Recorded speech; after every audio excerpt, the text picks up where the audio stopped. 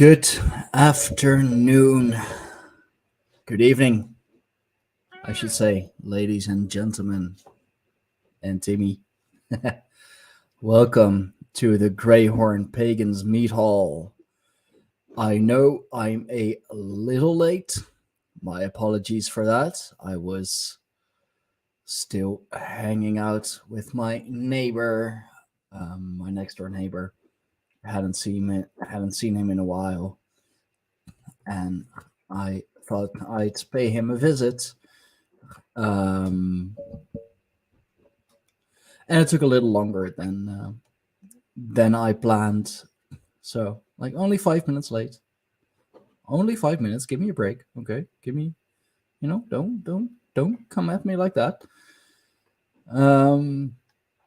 But yeah, welcome to the Greyhorn Pagans Mead Hall, the first one of the Gregorian New Year, at least. The pagan New Year is, of course, with the spring solstice somewhere in what's that? March. Sorry, I still need to share this around. There we go. There is the post. We are live. Yes, we are.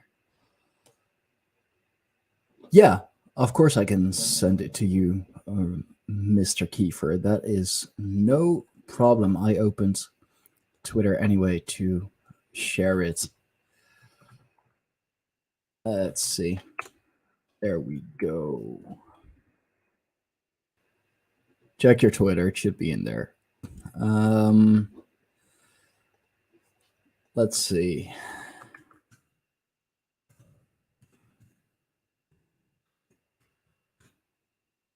The meat hall is open, so ladies and gentlemen, join us, everyone. I'll post the link in the chat as well. If you feel like joining us, do please join us. Join me at the moment. Let's see. I have so many places to share it.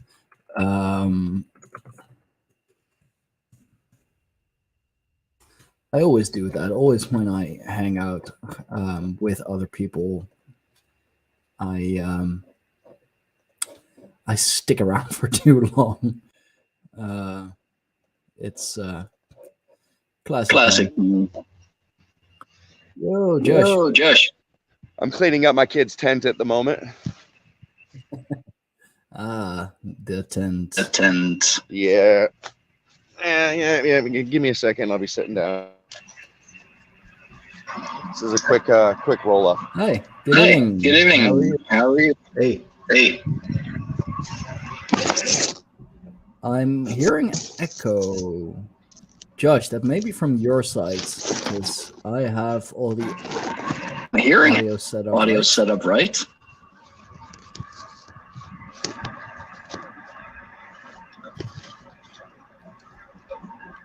Still echo, or are you good now?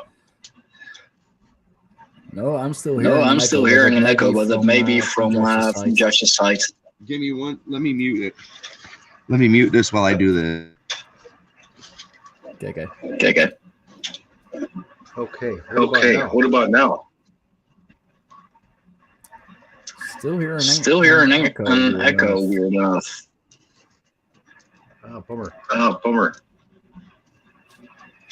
I have all my settings right. It's back. It's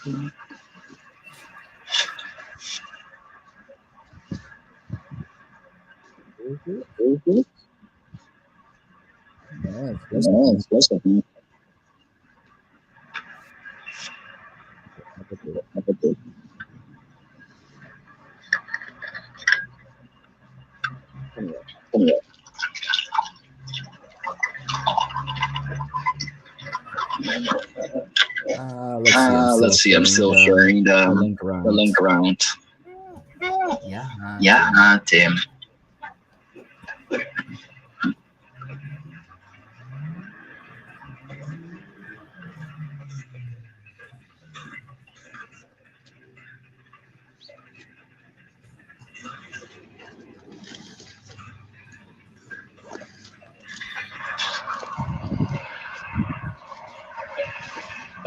Yeah, I can set up and break down a tent pretty quick. So it seems. So how's it going, guys? Oh, Raven's in the house. Here. What's up? Yeah, it's Raven Kiefer. What up, bro? I've seen you guys somewhere before. Once or twice. We got an echo. Coming from somebody. Yeah, Justin, maybe from you.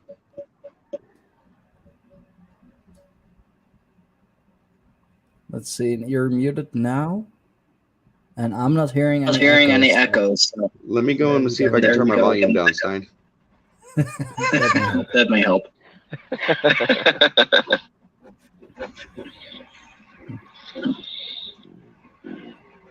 Well, I'll tell y'all now. I appreciate the invite. Yeah, no, absolutely. The mead hall is for everyone. So. Is that better? A bit better? We'll try it.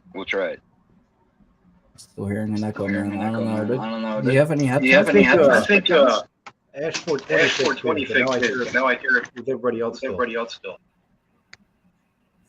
Yeah, it shouldn't be too bad on my end.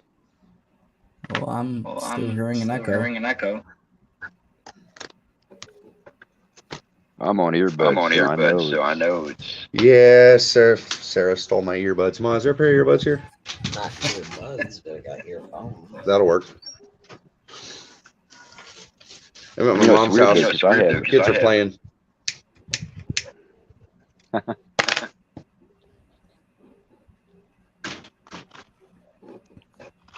So how was the New Year treating everybody so far? So far, so good. Fantastic. Good to hear. The old school candies. There we go. The Rangers. Let's go old school. See how this works. Skull candy. Uh-huh. Dude, yeah. And do we have an echo now? My go-to brands. Can you hear me now? We can hear you good. All right. Good to hear. Echo's gone. Hallelujah. Well, not on my end, weird enough, but maybe that's my settings. Let me check. Yeah, I even turned my volume down a bit. Okay. I have echo cancellation on. Yeah, me too. I don't know. It's that is weird. And it happens occasionally with any streaming. It'll happen every once in a while. Yeah. Well, they've been stepping all over the streams lately too. Yep. Especially if you have people on that they want to guard the hot mic around. Well, they let me talk. I was part of the Last American Vagabond program today. And they stepped all over it the minute I started talking. You can ask Stein. There's been more than one time, and it's happened multiple times in a single stream where immediately the second I start talking about the Rockefellers, the Vanderbilts, or the Smithsonian, instant break in the stream, right? Change the subject, start talking about something else, and then just test it like 5 minutes later. Instantly go. So the Rockefellers, instant drop. Right, and it happened like 5 times in a row. So like I just quit playing with it. It's well, they don't like what I talk about. Every stream, every podcast we have gotten so far, like the whole connection just shuts down somehow. And Josh, I do believe the echo is still coming from your side. I muted you and I didn't hear any echo. So is it? Let me jump out of the stream and jump back in. It might correct itself. Yeah, sure. Hopefully. Well, let him get back in here. But anyway, guys, I appreciate the invite. I'm glad to be able to join y'all. Oh, I can hear you with no echo now. Yeah. Hey, surprise, surprise. No echo. Yeah, no, but you're more than welcome to join in the Mead Hall, Raven. This is it's it's what the Mead Hall is for. Well, now you guys know I've got a crutch. It's called Bavarian Honey Mead. Ooh, nice. Yeah, I've got some Hertog Jan myself. Hertog Jan character beer. Well, I'm drinking coffee right now, but when I was in Europe, that was my thing. I'd always try to chase down the Essen houses that had the honey mead. Nice. All right. Nice. Do we have less echo now? I believe we don't have any echo at all from your side. All right. No echo. Now it's working. It kept defaulting. It kept defaulting to my phone microphone. That's why I think it was happening. Oh yeah, that happens. Technology is wonderful until it's not wonderful, right? Yeah, I had to manually set it to the wired headset. Well, no, I can't hear him. You're gonna have to get you're muted somehow. Am I muted? Not to me. You're not. Oh, you can hear him. I can hear you. Yeah, Or not me. I was talking about Ash. Yeah. Yeah. Ash. Can you hear I me? can hear Ash. I We can can all hear him. All right, let me log back out and come back in. I guess they're just gonna pick on us one at a Raven, they time. don't want guys. us talking, dog. Just Wow. log out and log back in, everyone, and then I guess when we've all done that, we're all good. It's gonna be one of those. But yeah, no, it's literally it's every feel like somebody's watching me. right. Well, they fucking better. I mean, with all the shit we're talking about, dude. If I'm not on the list by now, Dude, I if gotta my find out. FBI agents haven't converted to paganism by now, I'm losing. Right? Welcome back, Mr. Kiefer. Can you hear everyone now? I got Stein. That's me. So, Stein, just out of ha-ha Got shits and Ash. giggles, dude. Okay. Good to hear.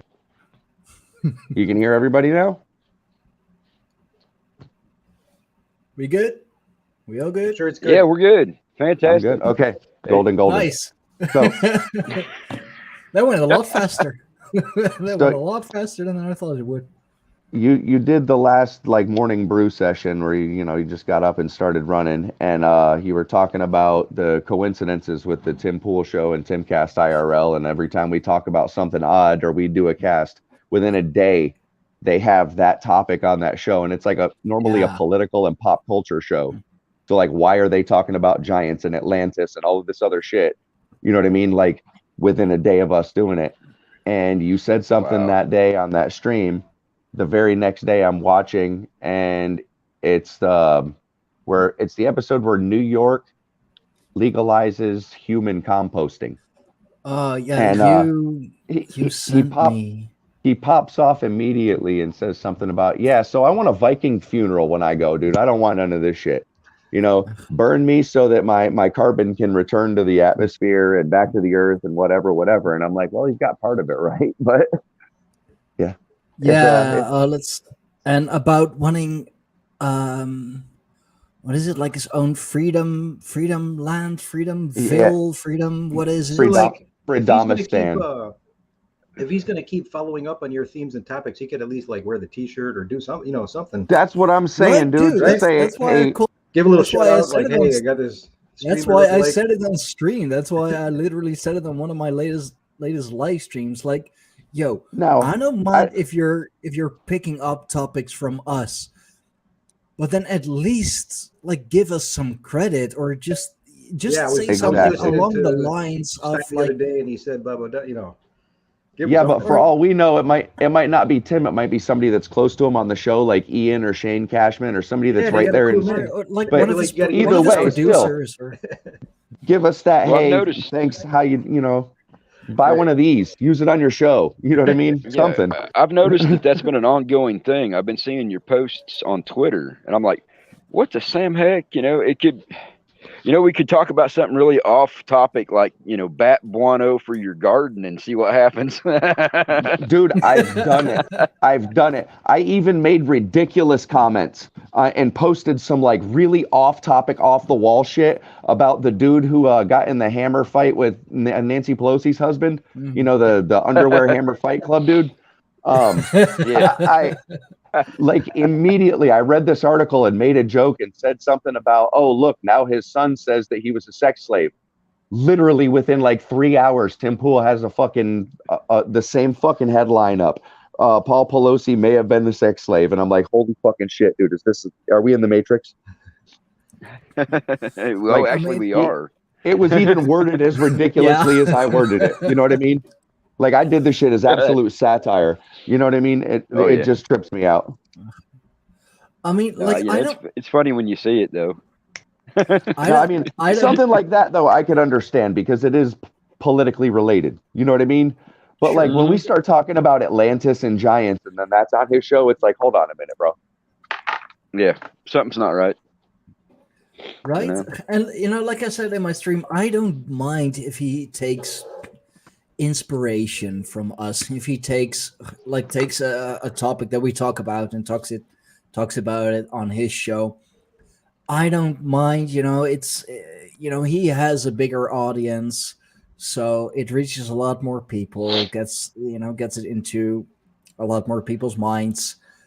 That's fine. That's fine with me. I mean, he's still, but you should still give credit. I don't know how many times I've been on different podcasts. I was on End of Days Radio a few weeks back, and I made a reference to Stein and Greyhorn Pagans. I made a reference to New York Patriot, stuff that we were working on or stuff that they had brought out, but I didn't take credit for it, and that's where the frustration comes in. You don't have to give me a big promo or anything like that, but if you're using my stuff, send people back to me, to the source. Oh, absolutely. That gets frustrating. That's frustrating. Speaking, recording or stream or whatever it is, I will say, like, I was listening to so-and-so the other day. He said, da, da, da. And then, there you go. People can go look it up, and it also helps other people who are putting out content as well, Exactly. If everybody did that little bit, it would connect the dots a little bit more, and everyone could go find. Or just even something vague, like I was listening to, this and this smaller podcast or a couple of podcasters, and they said, then like, even if it's fucking vague like that, then at least we know, like, you're talking about us. Exactly. Like, all right, with the whole Freedomistan thing, dude, I was going off on a tribal reservation. Stein put together a wonderful community with the tribe of the Greyhorn Pagans, but it has always been my dream to have a pagan reservation in America, a literal town, a farm town. You know what I mean? Picture an Amish village, but with actual technology and Starlink and, like water generated power and things like that. A modern tribal reservation, if you will. Yes, a very modern tribal reservation, but free people all around. You know what I mean? And I see Tim say that he wants to. It was basically the same exact idea. I want to buy a piece of land and basically like give people 2 to 5 acre chunks, depending on what they're going to do with it. You know what I mean? And the only agreement is if you move, it goes back to me. You can live here as long as you want. I don't care what you build on it or what you do with it. But if you move, it goes back to the tribe.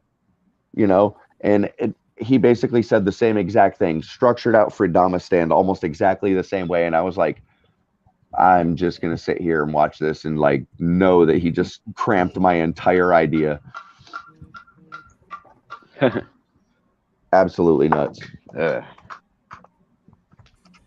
So another angle on that is that it is good to see more people expanding their vision about what can be done. It is. It is. Creating the culture. What's possible to see that spread, Absolutely. Just seeing people taking steps to create new culture, to push for like any kind of folk way of living where it's just a little more organic and a little less wasteful is a beautiful thing to see, dude. Yeah. People that will at least take the motivation to get some of their own chickens so they can have free eggs. you know, stuff like that. Just real basic, taking a few steps of your life back from the grocery store and the big company and the government and the big production farmers. You know, it's taking a chunk out of the Industrial Revolution. Yeah. I don't want to sidetrack too You know, much. for This is me, it's really like, brief, but there's a longer term trend in the astrology that I've been talking about a lot, which is a Saturn-Uranus square that actually started in 2020. And what is a nice nutshell way to describe the square between Saturn and Uranus that started in 2020? It's a conflict it's tension in society between authority and hierarchy and freedom and social networks of life.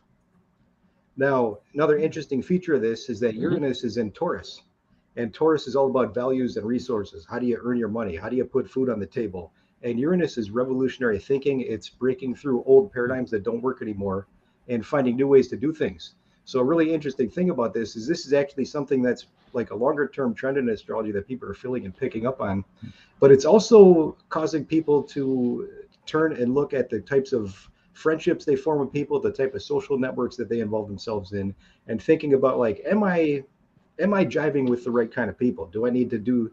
Now, here's another thing: values, resources. We keep hearing all these things the last couple of years about threats about, you know, supply chain disruptions, food distribution problems. This is Taurus. This is fixed Earth. This is Earth. This is, you know, food. This is agriculture. This is how you get your money and resources. So people are thinking really differently. How do we do things different? What about homesteading, community farming? How do we connect the people who are taking steps towards doing things differently? Uranus, you know, revolutionary thinking.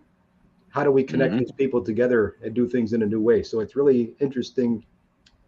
It's just, for me, it's fascinating when the astrology mimics or syncs up with some, you know, some of the bigger trends we see happening in society. But the thing that I find exciting is seeing an increase a lot of people thinking about, how do we do this differently? How do we get around some of this, you know, this top-down hierarchical control, especially when it's going to do things like make threats about our food distribution. Hey, what about growing our own food? What about doing things totally different? And think about it's exciting this. to see that kind of thinking spread and to grow, you know. And the FDA has been aware of how unhealthy the food pyramid was for decades. They have known that the biggest food group at the bottom of it, they tell you to eat 6 servings of cereals and breads a day. Like, it's literally inverted. And it's inverted that way because a lot of farmers that grew rice and corn and sugar picketed for it. They basically said, hey, we have all this extra stock. What are we going to do? Let's promote a food pyramid where we basically put bread in every meal, sometimes twice in a meal. You know, it was absolutely absurd to see it happen, and people bought into that and have been literally killing themselves with it ever since. You know? Yeah, absolutely. Like, wasn't that the same thing with like the school milk program? Because I know that when my parents were in I think it's primary school, you call it in the US. I don't know, but like Elementary. school, yeah, elementary indeed. Like school milk was a thing. They just have like crates and Gaggles crates of and it. crates of Gaggles of it. school, yeah, of school milk, because the milk industry just produced so much or too much. And Yep. And the government, they needed a way to get rid of it, because, you know, if you waste it, you're not making any money of it. So, And you the- know, let's the first promote. place they always do it is the schools. Everything they test, they always do it at the schools first. Look at the bugs in Australia. Of course, young impressionable kids, you know, they're gonna eat it up, Mm-hmm. quite literally. They did it in Australia with the bug chips. You know, all the kids' Yeah. snacks at school now, a third of their snacks are bugs and stuff like that. It's absolutely crazy that they're priming people to eat insect protein and use humans as decomposed compost. It's absurd. Soylent is people. Well, you know, right? there's a difference. There's a difference between doing what they're doing with the liquefaction and using bone meal. There's an old practice of powdering the bones and putting that on the fields. But what they're doing now with the liquefaction and creating compost is first of all, you're not getting any of the impurities out of it. Second thing is if they've been injected, whatever they've been injected with is back into the food supply in a real way. Not to mention the fact that they're already talking about putting the mRNA gene therapy in plants, and now they're talking about injecting meat. Bill Gates is already doing it to animals. The chickens, the cows, everything, the pork, all the farms that he's managing right now, every animal is being treated with mRNA therapy. Yeah. Well, and then you add to the fact that have you seen what they're trying to do with the bees now? Cloning. Well, they're actually going to they have created a dust vaccine for the bees. Oh, come on. They're pollen vaccinating the bees. from Gates. Oh, for fuck's sakes. Because I always talk about the nihilists. Wow, man. I always talk about the nihilists, but if you finish killing, I mean, they've already done it with their atrazine and their other chemicals. That's what caused the bees to become weakened and get the fungus in the first place. Raven, so can we talk about that for a minute? Yeah, man. Atrazine. Let's hang up on that one thing just for 1 second, please. I have to pick your brain in particular on this one because I know you've read a little about it. All right. Have you I wrote an article about it in 1999. Have you ever looked at the atrazine contamination map for the United States? The big areas that it affected. Okay. Have you ever laid the population density of LGBTQ people on top of that map? They overlay, bro. They overlap. Tell me that the atrazine didn't cause sexual confusion in humans the same way it did in the frogs. Absolutely. That's the reason why AJ or Bill Hicks, whatever you want to call him, came out and made that comment that he did, that the frogs are turning gay, because he works as much to disinform as he does to inform. And it just ticked me off the way that he said it, because he knew what he was saying and he knew what it would do. Atrazine, as far back as 1996, was already affecting amphibians and fish. Once you saw that flip in the amphibians and the fish, now it didn't necessarily make them go full female, which an amphibian can do, but what it did is it feminized the males, which meant that they couldn't reproduce. And then they started having problems with the mosquito populations in those areas. So then they had to figure out a way to get rid of the mosquitoes. Well, here comes Monsanto and Gates.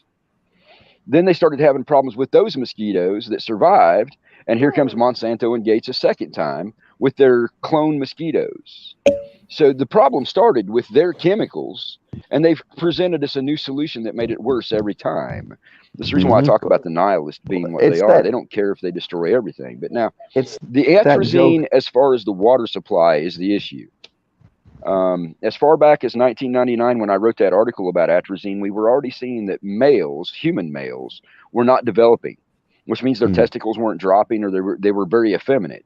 And at the same time, the atrazine was having at the same time, it was also having the same effect on females, because what they don't understand is that you have to have testosterone as a maturing female in order to go through your puberty. Yes, so and when you give birth to male children, it passes on also. If a mother has a very low testosterone level and she has a boy, that boy is going to come out with a very low testosterone level. Exactly. Out of the gate. So you generationally lower testosterone and you lower the human reproduction rate. Well, and what was their goal? Ever since they've stated it, you can go all the way back to the technocrats in the late 1800s. The goal since the mid to late 1800s has been controlling population through birth control. Was it irony it's that not an accident. Stonehenge thing in Georgia was blown up? The guidestones? Well, I find it ironic, but the other problem that you have here is the people who have brought us this atrazine and these other things are eugenicists, and people completely have ignored that. And it's not just here. Over in Europe, where they're not supposed to be using glyphosate or any of these things, they tested the French ministry, and 80% of them tested with extremely high rates of both glyphosate and atrazine. Yeah, glyphosate and atrazine. Atrazine, and they're not even allowed to use it over there. American food's getting Supposedly. shipped around the world. Think about it, But, exports from America. Well, and people are talking about putting your gardens out, but I've got a friend who lives out on the West Coast, and they tested their plants for aluminum oxide, and it's out through their charts. It's off No the charts, and that's a garden that they're growing out in their yard. So where's this stuff coming from? Look overhead, look overhead. Mm-hmm. And yeah, okay. You know, chemtrails aren't real, but you can look up in the air and watch jets fly over and leave them behind. That's not real. Right? Don't look at it. Well, I thought they were playing tic-tac-toe. Right? Yeah, just making cool shapes and pretty pictures. But isn't that the same thing?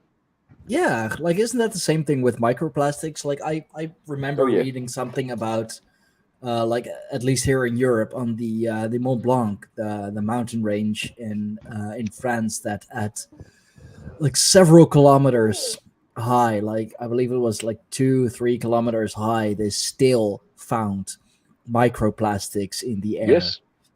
Yes, that's crazy, man. Well, and you got women who are breastfeeding babies, and they're passing the glyphosate, the atrazine, and the microplastics right through their breast milk. Mm-hmm. Yep. So you're trying to do the right thing, and at the same time, it has to be better than the alternatives. But how do you can't take the atrazine or the glyphosate out of the breast milk? There's no way to filter that out. Just have you seen The Handmaid's Tale? Yes. How they just went back to organic living. They started creating their own compost, picked up the biome levels of the soil, started picking the testosterone levels back up in men until they got the reproduction back in line. Yep. Take away all the oppression and slavery and beating and raping and all of that shit, and we're living it. I mean, we're watching the fall, and there's going to be nations all over the place that aren't commercialized nations, tribal areas basically, that are going to be doing just fine. Like the world never stopped for them. You know what I mean? Yep. And they're just out there living in the rainforest doing their thing. And meanwhile, the rest of the human population is getting decimated. But even for me, go ahead, Shine. No, like even in Africa, they have their plans, if you will, because I remember like this was a while ago, some newly elected African president, like just with the the 666 one eye hand sign, and you see all the people like, oh, this is so cool, and I'm just sitting there like, oh my fucking god, like seriously, even in Africa, like the last place tell me it's the one that was put in place by Condoleezza Rice and Hillary Clinton. Yes.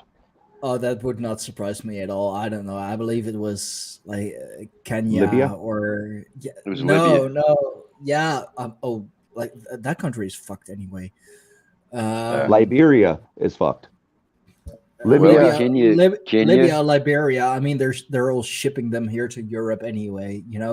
But that is not even to combat climate change, but like to be ahead of climate change, because apparently in Africa it's the worst. They're shipping them all here to Europe. Well, that's weird because Africa is now starting to become more lush. I mean, they've got grass growing out in the middle of the desert now. They're retro farming the Sahara. Yeah. Really? Yeah, it starts at the outer borders, dude, and then they slowly farm it inward, and it creates landscape. I mean, they've been doing it for a while. They find plants that are really tolerant to low amounts of water. They provide shade for other plants to grow in. All they got to do is pipe in a little bit of water to get it going, and then it creates its own ecosystem. Well, and the other thing too is it's starting that rain cycle that they had about 14,000 years ago before the last catastrophe.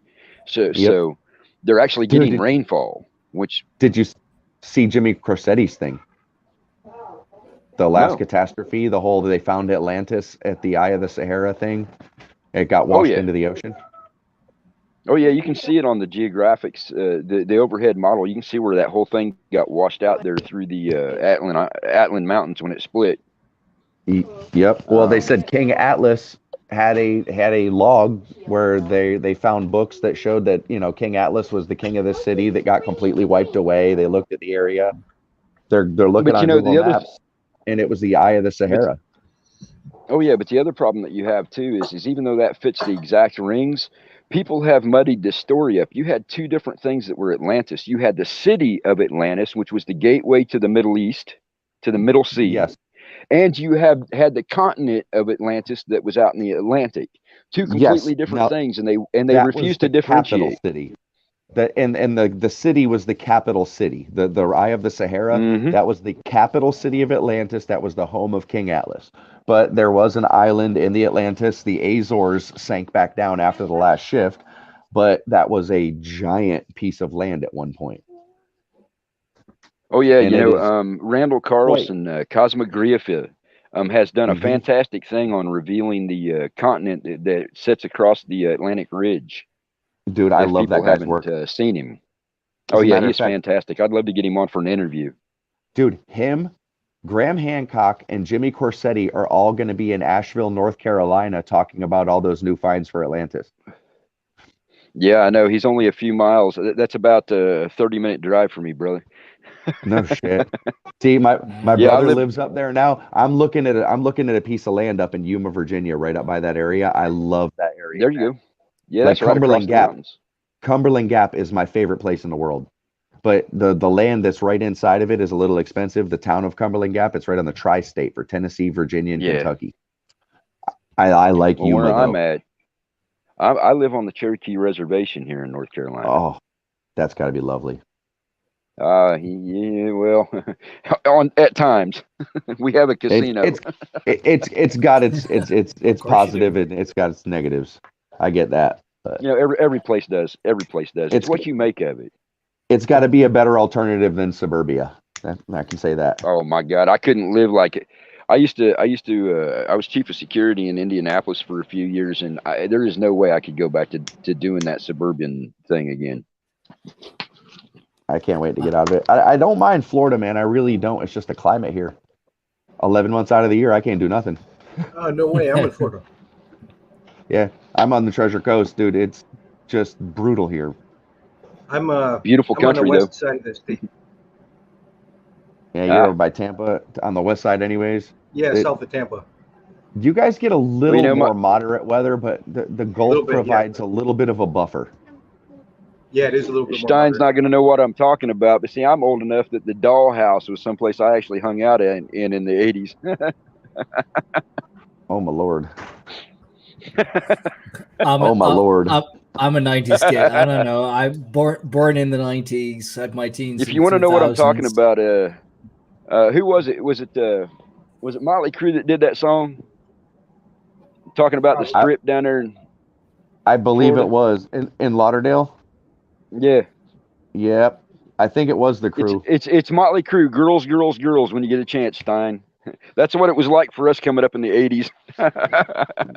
Pretty much, dude. That and Def Leppard's Pour Some Sugar on Me. Yep. In the 80s, I was listening to thrash metal all the way. Oh, you know, I did that too, but it was Metallica, Bad Brains, punk rock, and thrash metal. Nice. Dude, we had some awesome local punk shows around here. They just don't do stuff like that anymore. Like 15 local punk bands would all get together. They'd get a couple kegs of beer and they'd have a show at the old schoolhouse down the road. People would come, they'd buy a cup and you could fill it up as many times as you want. And they were awesome shows. Everybody got along. There was never really problem, but society just fell apart, man. Social media killed the social atmosphere.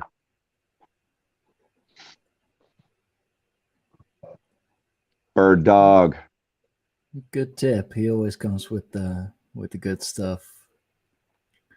Pyramids in Florida. Bird Dog. I've found mounds in Florida at 6 different spots. They're all inside state parks. Well, you know the Sphinx in Florida. The Sphinx in Florida is down there in the Glades. Mm-hmm. Dude, that coral castle that dude built it gets so much attention, but there are so many other things in the south end of Florida that have baffled people. Like they found mounds down here that had 9-foot skeletons under them. They were buried underneath oysters, dude. Like a 37-foot hill of oysters on top of this giant skeleton. Wow. Dude, that's No, awesome. I hadn't heard that, but have you guys ever heard of Carl Monk? Mm-mm. Carl ring a Monk bell, years ago, back in the late 80s, did a video. It was called The Code. And what it was is he could mathematically connect all these ancient sites by using mathematics. You start with the pyramids and work your way out. Now, even though they've changed Stonehenge, it's still matched to that location. So it shows that it's an older structure. But he found the panther. He found the mound over here in Alabama. He found the Sphinx down there in Florida. And you can use the mathematics to jump. I think the video is still up on YouTube. It's called The Code. And I know I've got it. If it's still there, it's still on my playlist on my YouTube channel. But he actually mathematically could connect all of these ancient sites that date back at least 15,000 years. Huh, I'll take a look at that What's the one. name Guys, again? listen, I got to run. The Code. No, the guy. It's called The Code. Carl Monk. Oh, Carl Monk. All right. You guys take it easy. I'll catch too, up. Ash. Love you Nice guys. to talk to you. Brother. I'll catch You gotta with go the tribe. already? Yeah, See man. you Got family things going on. Family goes first, man. Nice Family chatting goes with you. first. Catch up with you next time. It was good having All right, you, brother. bro. You guys have a See good you one. later. See you in the tribe. So, Raven, I'm curious. So, it's Carl Monk? Yeah, it's Muncké. Monk. Did he connect this at all to ley lines? Well, partially. He went through the ley lines aspect of it too, but it seems like they've Yeah. been broken. And the reason why I say that is if you look at the structures that you can find around the planet, they don't line up the way that they used to. So it had to have happened at that cataclysm. You know, they call it the Younger Dryas. But something happened that shifted things in a way that the lines don't quite line up the way they used to. Okay. And then, so there's ley lines, and then now so many of these things intersect with each other, and mathematics is the place where they intersect because it's geometry, it's shape, it's structure, it's form. Exactly. It's crystals, it's vibration, it's frequency, it's so many of these different things all coming together. But I came across something really interesting recently, which was if you take a like a tetrahedron and you enclose it within a sphere, then there are going to be points where it's touching the sphere on the inside, and those points correspond to a lot of these places where we've got a bunch of really significant things where the latitude and longitude lines are intersecting, which is also places where you've got these significant things happening with the ley lines intersecting, and then also with things like, I'm suspecting, I got to go check this guy out because this sounds really interesting. Looking at the math and the geometry of it, then he's looking at the mathematical places where they're intersecting. I love this kind of stuff. Yes. I actually used to teach math a long time ago, and I did a degree in math, and math is a lot of fun. But what I really like, because you don't get to do this when you're studying math in college, it's all academic, and which is great. You're doing that side of it. You don't get to explore like the mystical side of things unless you go off and do it on your own, which I've done some of that for fun. But yeah, it's so exciting. You will definitely enjoy his presentation. Yeah. You will definitely enjoy his presentation. I'm not so much of a math geek, but I did take trig and analytical geometry, so that'll tell you where I'm at. But like people, even if they haven't studied a lot of math in a formal way, I see all over the place people love and respond to this stuff because they love number patterns. They love when they see things like coincidences and synchronicities in their life that happens, and and it was a certain date, it was a certain time of day, it was people love these number patterns. Yeah. But with Carl, and then some people take it deeper. Like another interesting topic is there's an author and he's a mathematician. I forget his first name. Is it Marco? But anyhow, Livio, I think it's Marco Livio. Last name Livio. He's a mathematician, and he wrote a book on phi or phi, which is the golden ratio, and which relates to the Fibonacci series and you know, there are these harmonic patterns that we see in nature that follow these patterns or whatever. So and it was interesting though, because he's coming from he's a mathematician and he's an academic at like a university. Mm-hmm. So, you know, he's on the conservative side of things, but he did dabble in some of the mysticism behind it and explored it in this book that he wrote for popular reading. And it was a great book. Look Author at of Newton. Isaac author of the Newton. Golden Ratio. Isaac You Newton. said? Pardon? You said Stein? author of the Golden Ratio? Yeah, so I got to look this up. What was the author's Yeah, name? that's I think it's Marco Livio. Mario Livio. Mario It's, Livio. Okay, Mario Livio. I And found I really enjoyed his book. Goodreads. His Goodreads. I found. Yeah. I'll share it real quick, but keep talking. And then, But I'll go back to Karl Marx. I'll go back to Newton. Karl Monk real quick. Yeah, Isaac Newton. I mean, yeah, brilliant blunders. We got to touch upon Isaac Newton too. That's great that you brought that up. Should I go ahead or you? well, you know, the thing about it is a lot of people miss things like that because they don't see it. But let me go back to Karl Monk before we forget, or I forget. Folks, if you want to check him out, it's called The Code. I know it was on BitChute, but I'm pretty sure it's still in my playlist on YouTube. But the thing about it is, he does the mathematics in a way that's easier to understand. He explains to you exactly how the formulas work, so you don't have to be a mathematician to understand him. He did it so that everybody could understand him. And he's very, very, very strongly overlooked as one of the people who broke the code for the fact that all these structures were at least 15,000 years old. That's amazing. I got to check that out. That sounds awesome. I couldn't find it on your channel, but I may have found it somewhere else. It's Karl Monk, The Code. M-U-N-K or N-C-K? M-U-N-C-K. Yeah, and it's something that people should check out. Oh. And Stein's like, man, I didn't know we were going to get into mathematics today. Daggone it, I didn't study.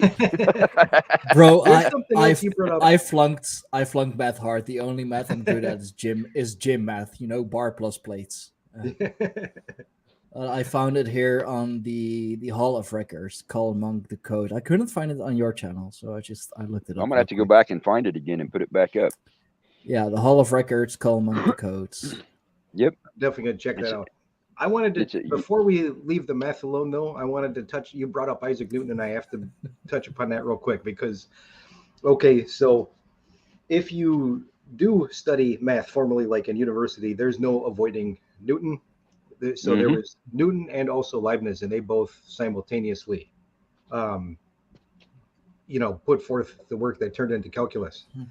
But I read this really awesome biography of Isaac Newton, and the author was pointing out so much of the magical and mystical thinking and background that Isaac Newton had, throughout his life. And he came up with a really cool way of describing this, I think. I like the way that this author described it. So he said, all right, so, how are we going to describe Newton? Everybody knows about the contributions he made to our modern way of thinking and to the mathematics and the physics and the things he contributed to there. But the thing that's not as much discussed is, his background in like the mysticism and the magic and this other stuff. And he said he comes at an interesting time in history when people could still take those topics seriously, when they were still engaged with that stuff. But then it's bridging this gap and going into the modern world when these ideas start to become more suppressed and people are kind of breaking away from it, and even kind of suppressed to a certain degree. And he said Isaac Newton was like the last of the great magicians in a certain sense. Sure. Of course, people who, are into some of these practices, they know there is no such thing as last of the magicians. The world is a magical place. There is this mystical side to nature, and it's naturally part of us. We're all part of it. There's no getting away from that. But what he's doing though is he's saying, like, in the historical sense, we can kind of see him. I think he was a bridge. One of the last of the publicly known, publicly out there magicians, in that sense. Yeah. Well, I think he was a bridge between the old alchemy and magic and the new sciences, the new mathematics. But you could say the same thing about Pythagorean, Pythagoras. Pythagoras was a guy who walked in between, but Newton would have been one of the last ones that was able to embrace both, without being, burned at the stake. Yeah, that's what he was saying. He was saying, this kind of comes at this time in history when he's kind of still, he could be publicly out there as like a magician and as a philosopher and mathematician, and nobody's really batting an eye about it or thinking that it's weird or whatever. He's kind of like the last of the great magicians in that sense. Yeah, I think he might have been, things start to go a lot more underground on the magical side, Well, and after his time, you also had the university systems being installed everywhere. Yes. So that erased a lot of the mystical and the occult, and definitely killed the magic. Yeah. So university systems are older than that time period, but we do see a big shift historically at that time, where it is turning towards a suppression of that older way and trying to turn everything towards this modernized view, but willing to like suppress and oppress to get the job done. And it's kind of a dark turn. Yeah, you see that turning point there, and it was a loss of the natural and the spiritual, and a gain towards the material at that point. Yeah, and like also separating things out into separate fields, where instead of where in the past everything was integrated, it was all part of one system of understanding and learning and connected to nature. And then after that time, things are increasingly more and more separated. Well, the other thing too that you see too is like in the late 1800s, there's a shift back to that with a lot of your really well-known people like Carl Jung and Rudolf Steiner, and a lot of those people were multi-dimensional academics, which made them extremely brilliant, both from the spiritual and natural aspect, talking about paganism, to the religious and the scientific. So we got a really good mix that came out of the late 1800s, and that they were immediately stomped on. Yeah, it's a really good point. From time to time, people who bring about a resurgence of these things, who try to reconnect these things. Or I shouldn't say try. Well, they succeeded at it, but we're doing the work of reconnecting these things. Well, we're back to doing the reconnections again through pagan groups and tribal groups, and the fact that they gave us this technology to use. Shame on them, right? Yeah, I actually think that they didn't see that one coming. I think that they didn't, the momentum and the way that it was going to be. I don't think they saw. I think they got blindsided by that. I don't think they saw it coming. I think for them that was a genie getting out of the bottle moment when they're like, "Oh shit, how do you put the cat back in the bag after the cat gets out of the bag?" The thing about it is the bag. But it's also interesting that you said that, because even I'm not so much knowledgeable about what's happening in like the pagan resurgence type communities. I'm interested in it, but I'm not in it. Like, I'm not real familiar with the ins and outs and what's going on there. But I see, in a general sense, a lot of people doing the work of what we're describing as like reconnecting things. And I find that really exciting, and also it gives me kind of like some hope about where we're going in the future. That people are doing the work to reconnect these things, and to my mind, it looks like a lot of people are having a lot of success in reconnecting these things as well. Yeah. I mean, it's for a couple of years I've been ranting about people, figuring out a way to grow their own food, and I was really disappointed to see that people weren't planting small gardens even, and they weren't doing this and that and the other. But what I've noticed is what I didn't notice. People have been buying raised garden beds so that they can amend their soil and take care of it that way. A lot of people in this last year have used what bonus money or extra money that they've had in order to buy greenhouses. So even though I didn't see it, those of us who are out here talking are making some difference. And I don't care if it's a teeny little bit of a difference. I don't care if it's a resurgence and a return to pagan ideas. I don't care if it's growing your own food. I don't care if it's reaching out to communities and setting up things that way. If we can make one teeny tiny difference, like us talking about Karl Monk and the mathematics and talking about this stuff that's in Florida that people don't know about. If we can wake one person up just by shaking out a little bit of information that's actual knowledge, dude, I'm all for it. Well said. It may only be one or two at a time, but I'm game. Yeah, It's absolutely.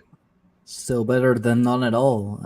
I have been talking about that with multiple people, and there definitely is a pagan revival, a pagan resurgence going on, if you will. I've seen it too with my own eyes, and just like and the funny thing is, you're talking about the internet and how basically that like we're using their tools against them now, if you will. I've been talking with Georgina Rose about that on the podcast. It was last year. I really want to get her back on for a longer talk. That is, we only had like 45 minutes, and she keeps track of that, and like even the with the Google Analytics and all, and like seriously from like the end of 2019, beginning of 2020, when the whole the whole world went, well, extra crazy, I guess you could say. um the pagan revival, the pagan resurgence has fucking skyrocketed because we were kept away from nature. And I think that's also when a lot of people fell off their faith, because if you've been on the internet for that time and a bit in the activist truther, whatever you want to call it, you've seen those banners with like hanging on the churches with "Jesus won't save you," "the vax will." A lot of people fell off their faith, and I imagine that a lot of people wanting to go back to nature heard the call of nature, the call of the wild, and started maybe just started researching it, started looking up a few a couple of things, and just found their way back. And I asked that question to multiple people I've had on the podcast, like, do you think that what started as a collective dark night of the soul, if you will, do you think it has transformed, or still is transforming, into a mass wake-up event? Yes it is. Like, for so many people, they just they didn't ask questions. Like, yeah, they saw some things that didn't add up, but they had a good life, they had nothing to complain about. So why would I want to ask questions? Why would I want to think a little deeper? And then all that shit went down, and they were like, yo, hold up, I've already seen some things that really don't add up. Let me actually now look into it. I mean, I'm stuck in my home anyway. What am I gonna do? I got all the time in the world, quite literally. I'm not even allowed to go anywhere. They want me on the internet, so let's be on the internet. But I'm going to use it to my advantage. I'm going to research stuff, and I think yeah, the new world order and all of that.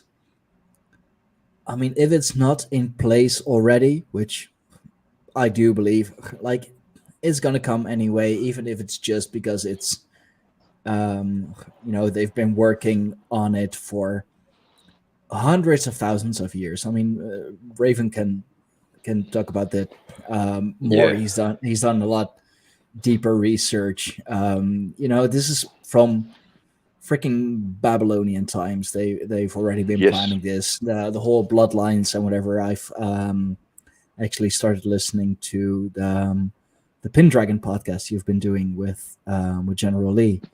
Thank you. I was hoping he was gonna join us. I did send him a reminder, but he hasn't responded yet. But yeah, this has quite literally been the plan for hundreds of thousands of years. So we're not gonna stop it. At best, the schism is gonna transform into a complete separation, if you will. you know, that you're quite literally gonna have two different, two opposing, two opposite societies. You know, the ones who will go down the technological singularity timeline, and the ones who you know, who will raise their spirits. You know, the ones who are working towards enlightenment, if you wanna I think call we're it already there. that. I think that split already happened. Yeah. And I think it's kind it's of like already happened, and now it's just wedging. It's wedging deeper. yeah, Mm, but yeah. as it does so, it also exposes itself for what it is, and Yeah. it's actually starting to trip over its own shoelaces, and it's gonna take a fall somewhere where there's gonna be a pathetic downturn where the thing is gonna finally creak over and fall down. But I think that split that you're talking about has already happened. People have already made their choice. It took place in their heart somewhere. They kind of already made their choice. But I also see it as like, have you ever been in a situation, or maybe you've seen somebody else in the situation, where there's a relationship coming to an end, and the person is like, I don't want to go through the difficulty of breaking up with this person because it sucks. So what I'm going to do is I'm going to irritate and annoy them until they break up with me. And so that's what happened. So those Yeah. people that made that other choice, like, it's like, hey, you know, go, allow them to go. You know, they want to go walk off on this other path. Allow them to do it. You know, that doesn't affect you. You're part of nature. You get to keep doing whatever it is that you do. In a certain sense, your freedom is increasing in that way, because it's like you're letting these things go. You're releasing them. You're getting in more touch with who you are. You're finding more people who are getting more in touch with themselves and who they are, and they're finding each other. And so, you know, in that sense, it's increasing on that side. So, you know, like if you got that person that just wanted to keep irritating and making things difficult and painful until you finally say, okay, I finally had enough. I'm breaking up with you. And it's like, good. You actually find out, oh, they actually wanted me to break up with them. That's why they were doing all that, because they didn't have the guts to break up with me. So they made me break up with them. So that's what happened. It's like, hey, let it happen. Let the breakup happen. Yeah. Well, you know, if you look at the new world order, quote unquote, plans, like you'll own nothing and you'll be happy. You'll eat bugs.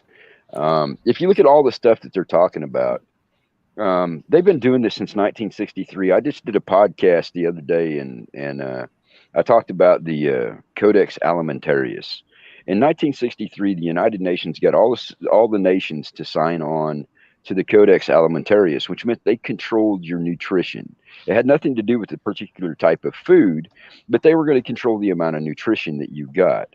So if people want to know why the food has become less and less nutritious over the last 40 years, it's because they put that treaty in place in 1963 behind closed doors where nobody knew about it. Now, in 2020, while everybody was locked down and they were controlling the news and the media sources, they put those Codex Alimentarius boards in place. So, you know, they talk about controlling the nutrition and what have you of people, and they've been going after gardeners and people who have small farms and things like that, because they know they're not going to go with the chemicals and the GMOs. But in the grand scheme of things, if you look at what they're doing, they exponentially ratchet this thing up to cause distress for the people who are watching them. And it's like they are actually trying to drive that wedge as deep as they possibly can to separate one group from the other. I got a friend who says, is it possible that they're doing this on purpose to separate? And I said, well, they've always had the divide and conquer. But the problem is when you're running an experiment, you have to have a control group. So if you're going to do all this biological tuning and all this crazy stuff to the people who are dumb enough to go along with it, you have to have a control group to fall back on. Now, that sounds really horrific when you hear me say that, but those of us who refuse to take the jabs, those of us who are growing our own food in the best way and the cleanest way that we possibly can, avoiding the industrial meats and the fast food and the prepackaged crap, we're the control group, you all. It's a scary thing to think about. But if you go back to the previous resets, when there's been catastrophes, we've had these same kind of resets several times. that have been written about. And what was the one thing that they all had in common? You had one group that went completely crazy with technology and changing plants and changing animals and destroying their environment. And you had the other group that dropped off and became something completely different again. And it's historical. I mean, it's cyclical. Through all of that, we're still here. They can't get rid exactly. of us. So Exactly. the control group wins. So, hey, you're Yeah, in the control group, you won. Pat yourself on the back. You're a winner. and it's not You for just lack what I went say. through like one of the It's not for lack of craziest trying tests either. we've seen. Yeah, no, I mean they haven't got rid of us. Well, it's not because of a lack of trying. They most certainly have tried, and that's another thing I have seen commented on for a while, or at different places. Like, if everyone, all the people that are now, well, dying suddenly, or collapsing because of like whatever, like, they're obviously not going to be of any use anymore. So then who are they going to squeeze for everything that they have left, that is left? It's god awful to say, but I had a friend that I was talking to the other day, and he says, this is Darwinism at its best. If you're not smart enough to think for yourself and to get through all the rhetoric and propaganda that it's throwing at you, you're not going to be of much use if the cataclysm that everybody's talking about is coming. Now, that's a terrible thing to have to say, but if you aren't capable of independent thought and actually being of use physically and mentally to people, it could get really bad for you if we get a solar flare that knocks out power, or something, like they had 12,000 years ago, or even 6,000 years ago for that matter. Yeah. Like, I do wonder, like, if all the people who like had taken the jab, and are still taking all boosters, quote unquote. I'm not sure what it's boosting, but none of the good stuff, at least. If they are in, I don't know, like part 2 of Died Suddenly, then the control group, if you will, the control group, as you said, like, I guess we are the ones who are gonna, get squeezed for everything. Talking about the Georgia Guidestones, are we gonna be those 500,000 left? Because it's It was most 500, certainly 500 million. Okay, 500 million. Yeah, 500,000 is maybe very little, but like, the control group, going by the Georgia Guidestones, it seems like we're going to be the 500 million left, not all the useless eaters, because they're useless. So why keep them Yeah. around? If you squeeze them for all they had, and you gave them the death jab, then that's done. That's their use played out. That's their game played out. Well, and then, at the same time, you have to be sympathetic too. I mean, that's the other thing that I've tried to emphasize when I've been doing interviews and doing my podcast is these people were conned, they were tricked, they were intimidated, coerced, extorted, and a lot of them thought they were doing the best thing that they could for their family because they didn't want to lose their jobs.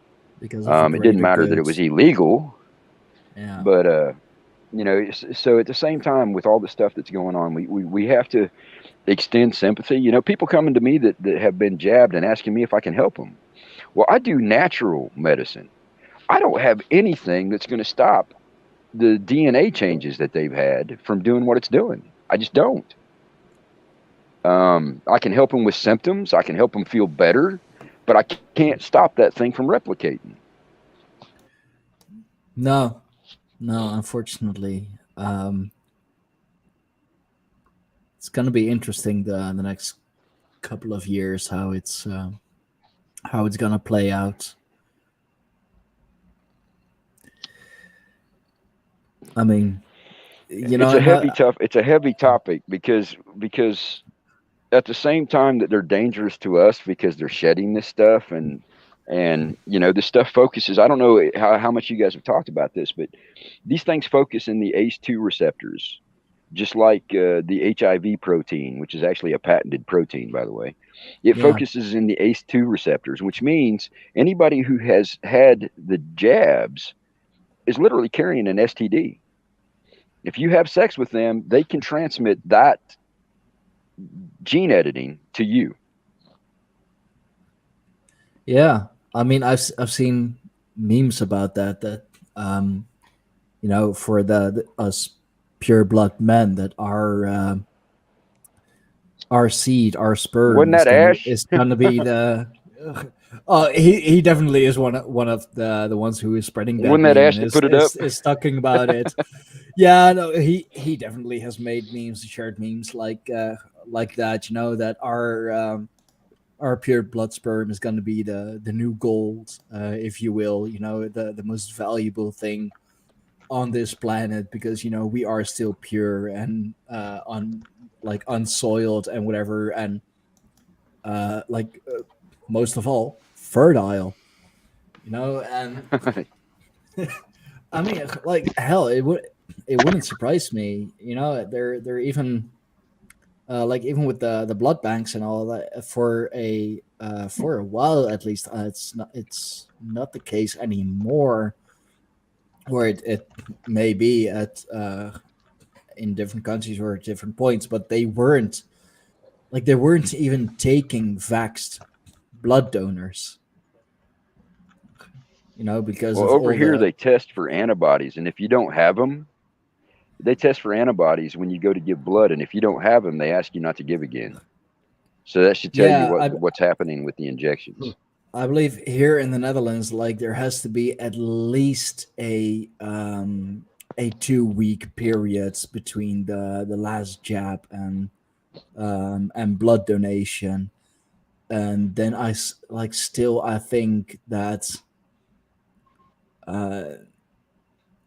if you need a blood transfusion, they're gonna give you unjabbed blood first, if you will, just because of the purity.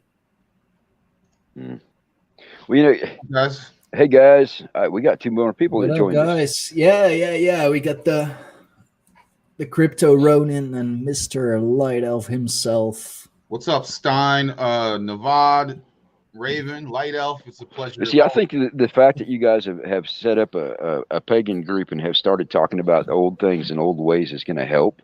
There's a lot of people doing that, not just you. There's people who are looking to native traditions for growing food and things like that.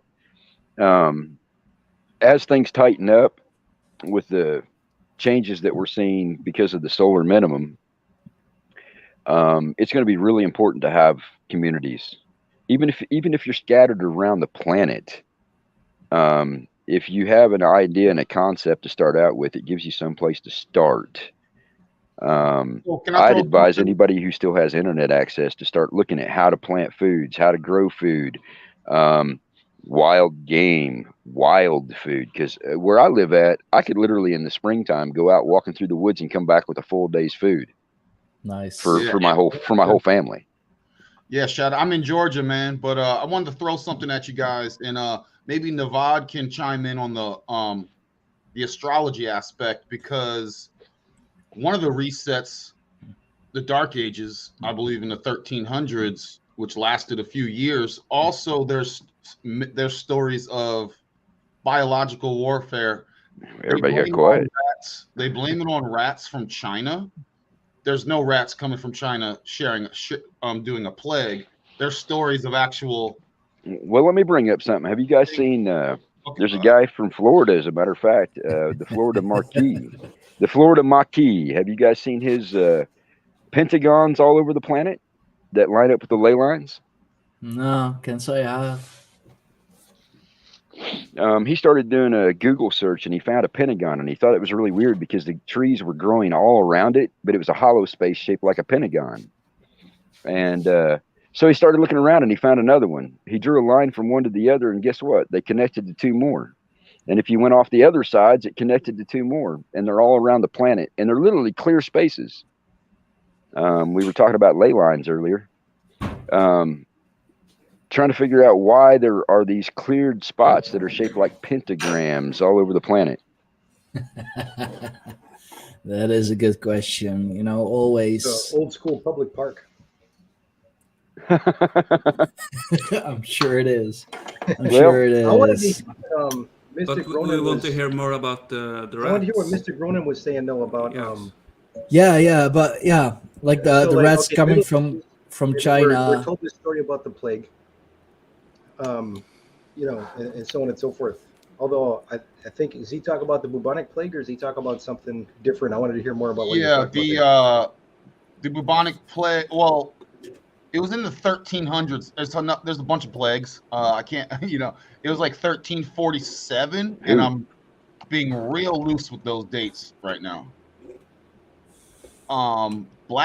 Dark Ages, you know, they called it the Dark Ages. I believe they coincided because of, you know, the sun didn't kind of come up for a few years, but then also they blamed a plague, and they blamed it on Chinese rats from ships.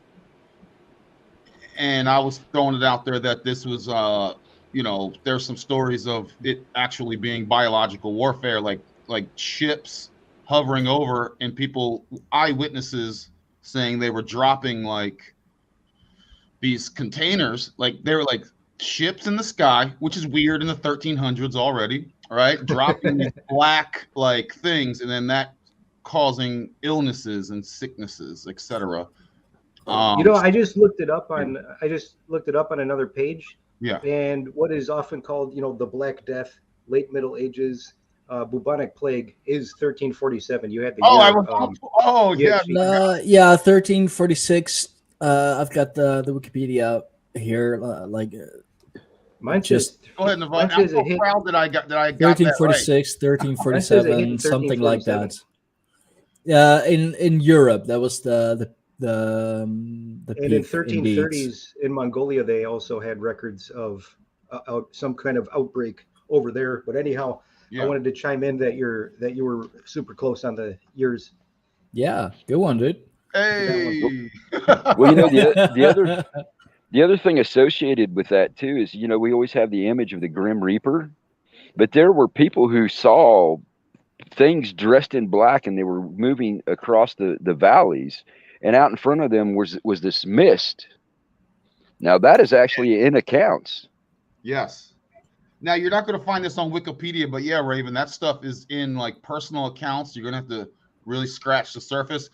And you know what's and I believe, you know, we're living through something like that now with all the stuff you guys were talking about. And I wanted to line this up. We have Pluto's return, or Pluto coming through Aquarius soon, and a lot of wildness as far as astrological for the next decade or two, really. Yeah. I wonder if you could tie this into like some of those other resets, like the black. Oh my gosh. What was that?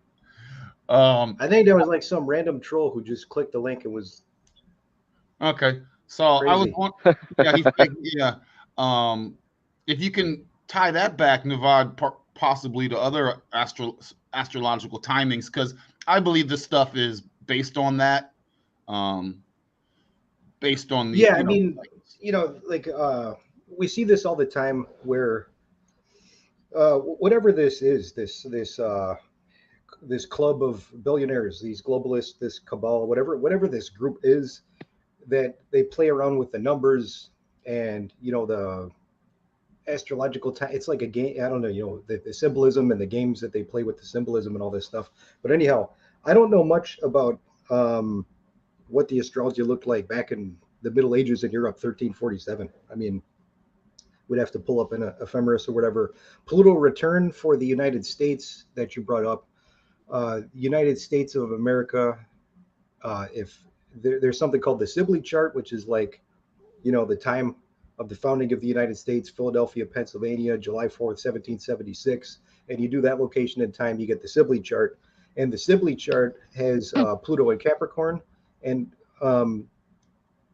Pluto went back into Capricorn in 2008. So that was the beginning of a Pluto return for the United States. But in recent years, it hit the same degree that it was in back in the Sibley chart. So that's like the big Pluto return for the United States.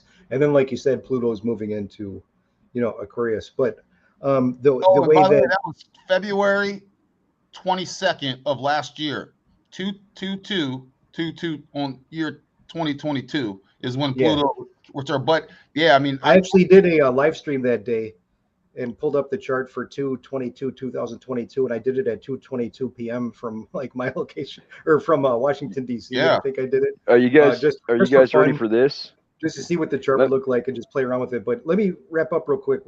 Mystic Ronan was. I haven't looked at some of the, trends that might line up with these things, like you were asking to answer your question, to wrap it up or whatever. But for anybody listening who's interested in these topics, one more thing to add real quick before I finalize and wrap it up is, the inner planets in astrology are seen as more personal because they move around so fast that you get all different patterns and arrangements for each person's natal chart. They come out totally different. But the outer planets are really slow moving, and that's Uranus, Neptune, and Pluto. Neptune and Pluto being the slowest, and they move so slow that these are seen by astrologers as having like a generational influence, because you have people born sometimes, a decade, 14 years, or even like in the case of Pluto, it could be as much as 32 years that it just sits in a single sign. And so you'll have like a whole bunch of people that are all born with that same arrangement of those outer planets. Sometimes even the same patterns between some of those outer planets. So that's seen as more of like a collective influence. And those are some of the things that if this, this weirdo club of billionaire elitists, if they were to play around with some of the astrological patterns for the symbolism, that is one of the things that they would play upon.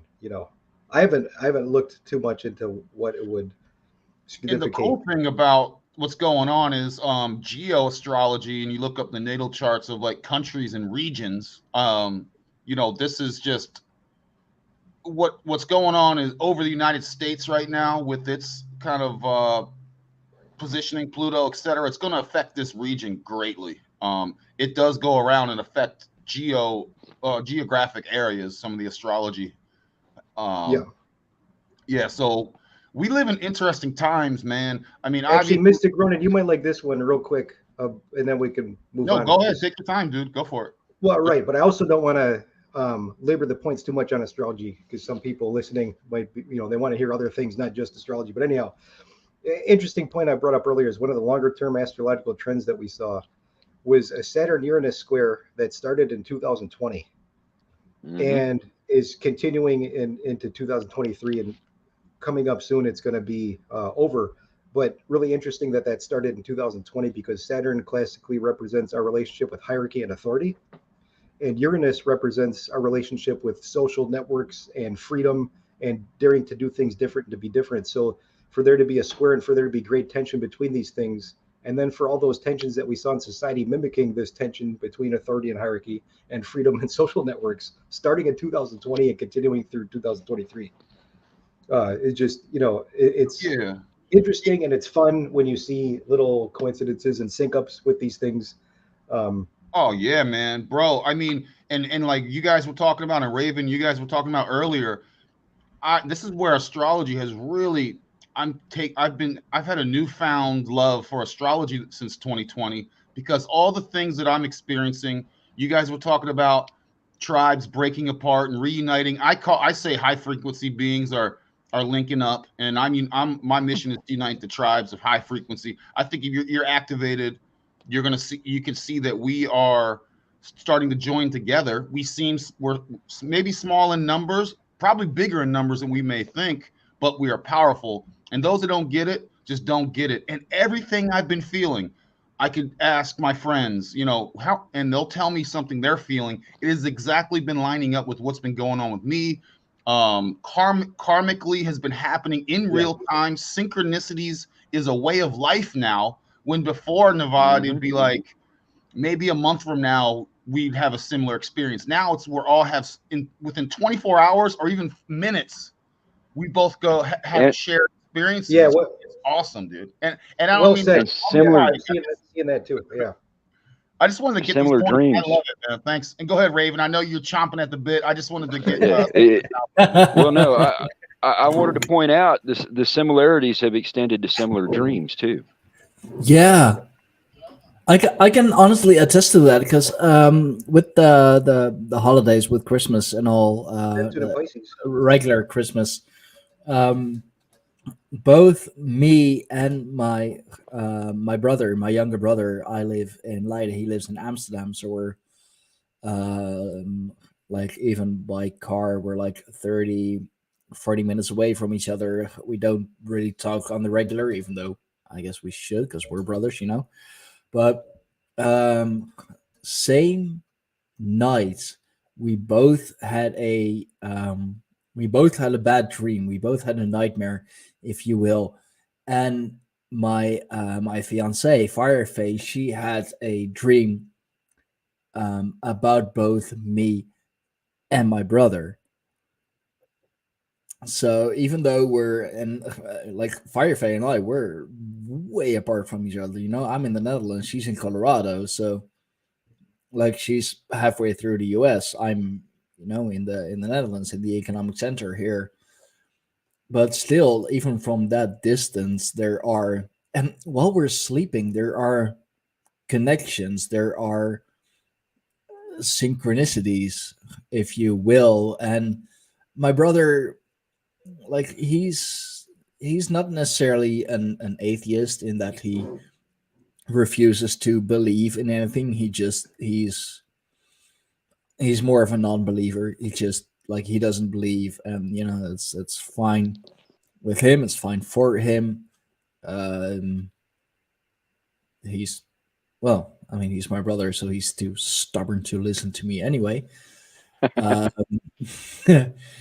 but like I just think it's interesting. Like I immediately start to like my brain starts working like wow, okay, so he's a non-believer and you know jabbed and the whole thingamajiggers, and here I am Huge separation. like yeah, like 45 minutes away, pagan, heathen, pure blood, but we both have nightmares. Like, is it just the cosmic energy, the earthly energy? Like, what is it? There is some synchronicity. And when I told Fireface, like, oh, yeah, that makes sense. You know, I dreamt about both of you last night. And it's like, I've got wow. an interesting angle on some of this.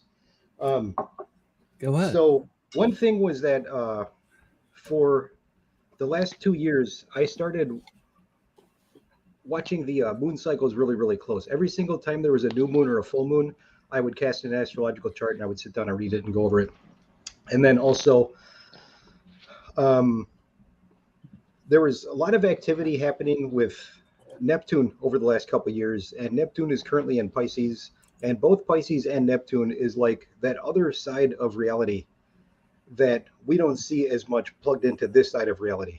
So, you know, what people call the real world, they're often referring to the material world, but we know that there's another side to things.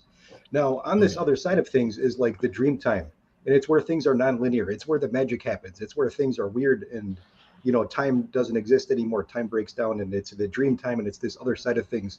So something that I saw because I was doing so many of these charts was a lot of significant things happening in the world of Pisces and Neptune, and significant aspects happening there. But another thing to add to this is, and Pisces is the dreamer as well, by the way. That's the 12th house. That's your connection with the spiritual side of life and the end process of life when you have to end and let go. It's the Jesus house. It's that confronting, you know, death and dying and the end process and letting go. So those themes as well. Now, another interesting angle, I was listening to this interview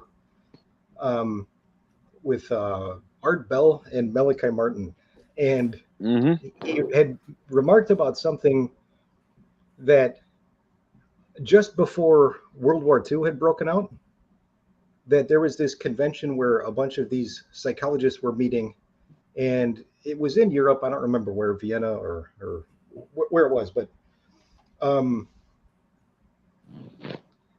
before the main speaker was speaking, he had remarked, he said, what is going on? I have been talking to people, and it's like clients and other people I'm talking to, and person after person after person keeps coming and telling me that they're having dreams about like fields that are on fire, dead bodies, burning bodies, blood, barbed wire, fences. And he's like, why now? And this was before World War II, so didn't yet know what was coming, but people did know what was coming. Somewhere in that other level of the, you know, the intuition, that other side of the mind where things are nonlinear, where we plug into the magic, people had somehow, they were pulling this information in on the dream side, didn't know how to interpret it yet, but something was coming through. And I've been seeing something similar ever since 2020. I've always been an active dreamer, but I've been having a big increase in, you know, intense dreams, vivid dreams, remembering the dreams often, waking up and being like, you know, what was going on, and then talking to other people. I'm like, oh my God, you too? I thought it was just me. So many people experiencing this, and as I talk to more people, I keep hearing it coming up again, more and more places. So that was another thing I wanted to add real quick. Yeah. What I've noticed, what I've heard with the dreams is a lot of people say that they feel like that they're, you know, we talk about the different dimensions and different universes, but I've been hearing a lot of people talk about like spending a whole lifetime in a whole different life while they're dreaming. And it's a variance. Sometimes there's a problem. Sometimes it's a dystopian place. Sometimes it's a very nice place, but it's like they live a whole lifetime while they're sleeping. I've had it happen to me, and I only sleep like 4 hours. And I thought, now, is this a common thing? So I started asking other people, and they said, yeah, you know, the other day I was a rancher. I grew up on a ranch, and I died on a ranch. And I'm like, whoa. And he'd never had any dream like that before. So are we like trying to break down partitions, or are we trying to grab old lifetimes? I don't know. I was just thinking, like, could those be like former lives, or could those be like parallel lives, if you will? You know, if you're talking about like about the multiverse, for example, you know, could that be one universe or one bit of the multiverse, which has become quite a popular topic in mainstream media and popular culture. So it makes me think there is definitely something to it. Otherwise, they wouldn't be pushing that idea. But could that be it? Maybe like a former life, or you know, the like you from a different timeline, a different dimension, if you will. Well, I've got an elder friend out in California that has been in a lot of different kinds of things, esoteric and occult, and he said that it was like tapping the Akashic record, which I don't, you know, I just know that it's happening to a lot of people, but I couldn't tell you what it is. I'm on board with the Akashic records, and we have amnesia. I mean, yeah, and that, you know, there are. But then, do you also agree that like the life you have is like that before your soul came into your body, or the fruit of who eventually became you? Like, then do you also agree with that this life is the life that you have chosen for yourself? Because that would, you know, that like that's also the whole like free will and destiny discussion. I know I don't want to get too deep into that, but I would like your opinion on that. Well, I believe, you know, it seems to me. Oh, go ahead, Raven. Go ahead. Sorry, go ahead. I'll make it quick. What I was going to say real quick. Oh, go ahead, dude. One at a time, guys. One at a time. I know it's the meat hall, but one at a time. I'll be quiet. Dude, and I'm sober. I'm not even drinking mead in the mead hall. I'm drinking coffee. Me Go too. figure.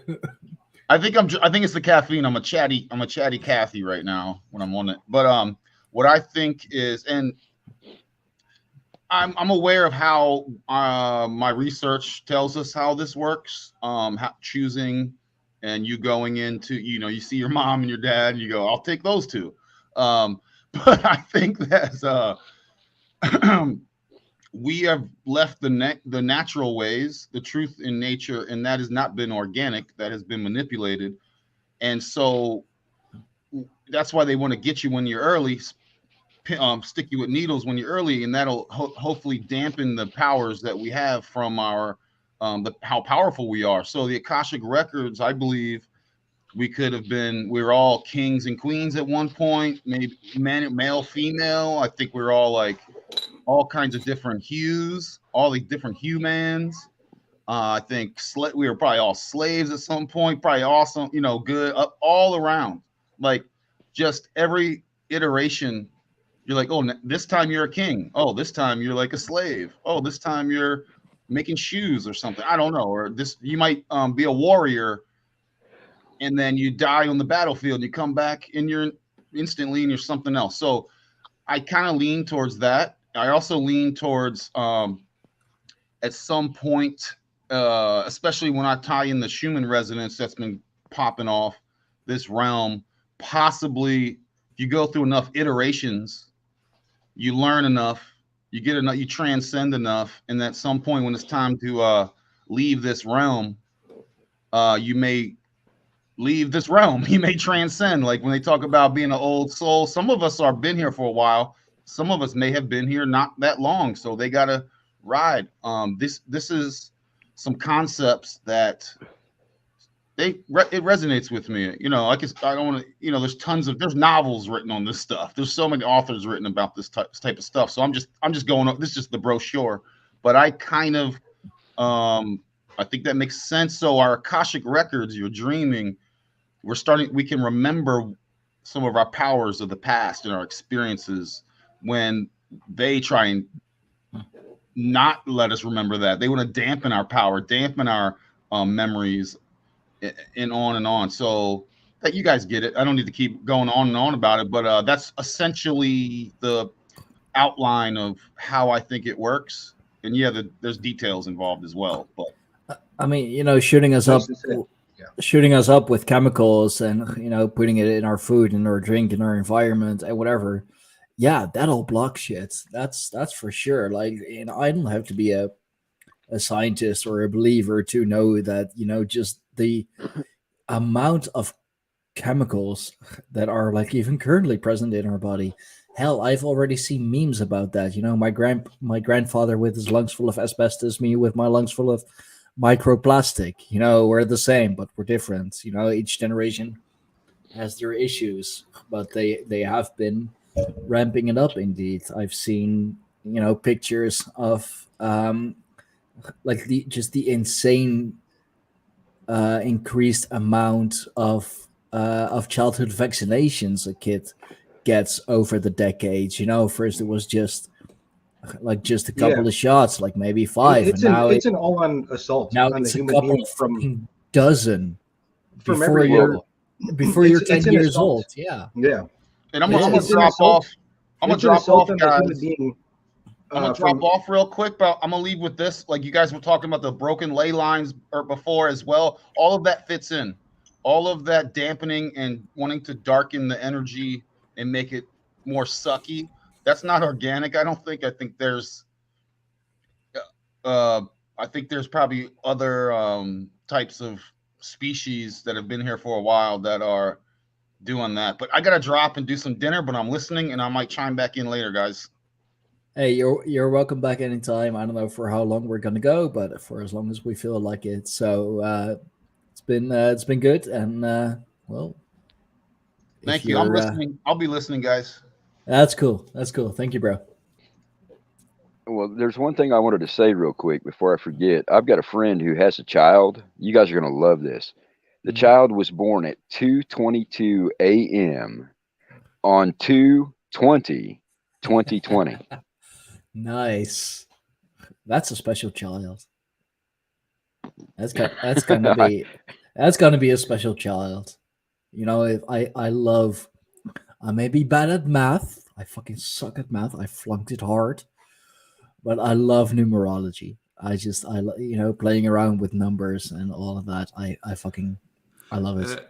But isn't the number 2, not to break your bubble, but isn't that a bit negative? Because it points to being split, being bipolar. I lived in a neighborhood where there was a house, the oldest house in the village, and it used to be a booze place, like they sold booze there. And my friend lived there, and he was severely depressed, and he moved out. And in the period when I lived there, there were 2 suicides in that house or in the vicinity, and that house was numbered 22. So Wow. yeah, That's fucked up. I mean, that could definitely be a part of it. I mean, yeah, 2, you can.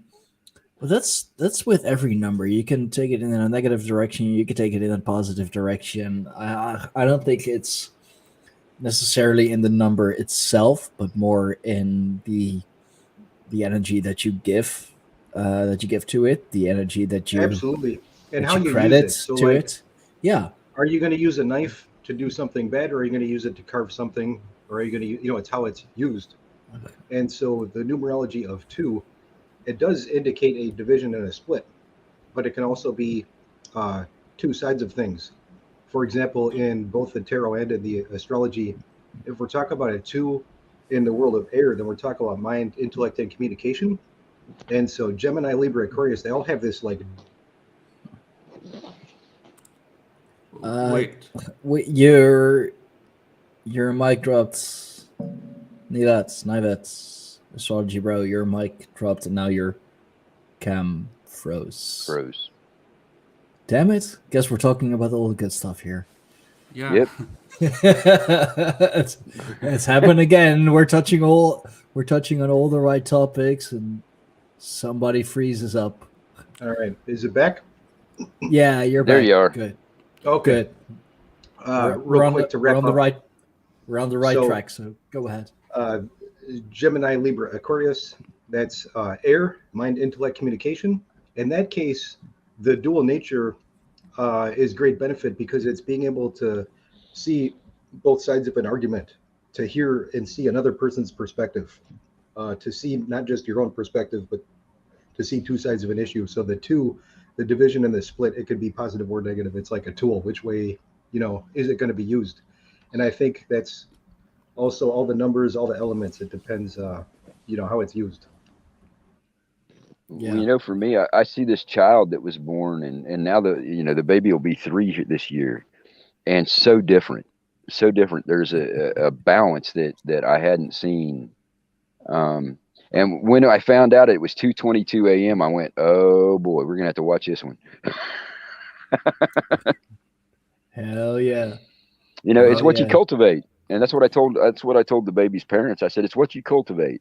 I said, "If you cultivate a balance in this child, you're going to have an amazing child when it grows up." But Raven, you were talking. Did I understand it right that you were a mathematician? I play around with numerics a little bit. And yes, I've taken calculus and trigonometry, and I do some equations occasionally, but I try to avoid them. Why did the Tesla say this famous thing about the numbers 3, 6, and 9 ruling the universe? 3, 6, 9. That's energy, frequency, and vibration.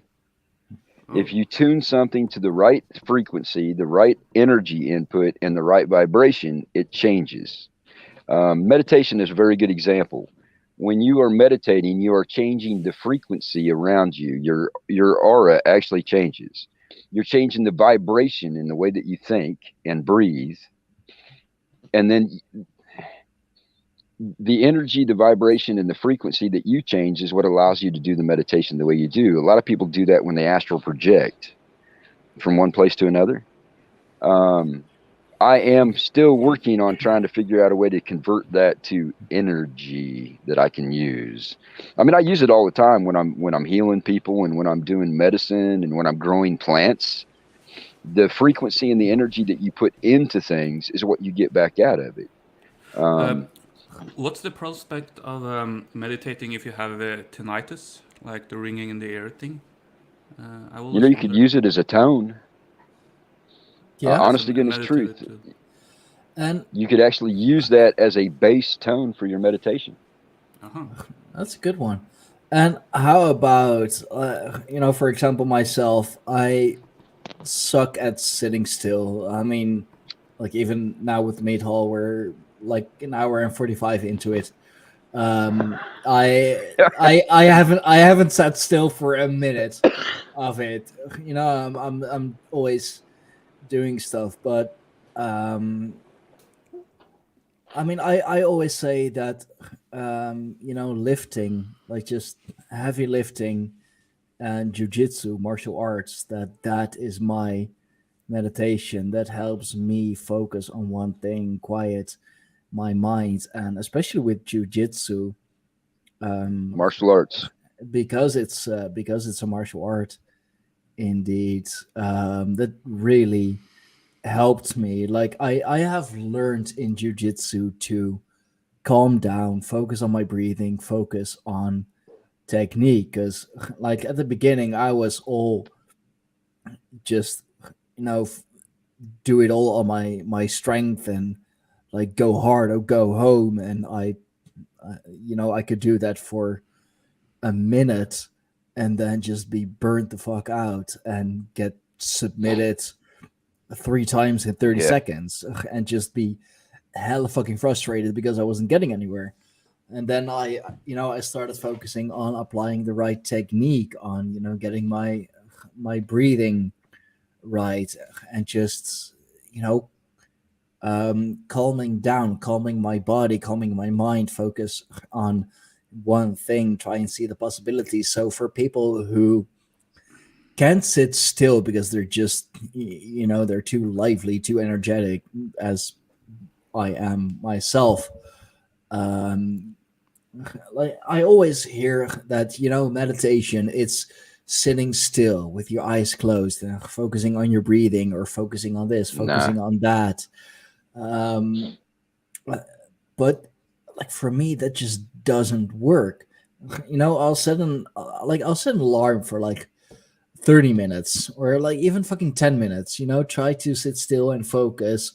But every now and then, you know, one eye keeps popping open, like, is the 10 minutes past already? No, okay, oh wait, I should be meditating, I should be sitting still.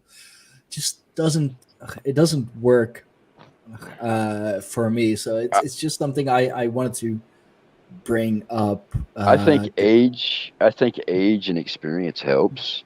But I tell you the honest goodness truth, some of the best meditators that I've seen are people who do Qigong or Tai Chi. It's an active motion where your body is doing what it needs to. And as you're breathing, your focus changes. And that's meditation.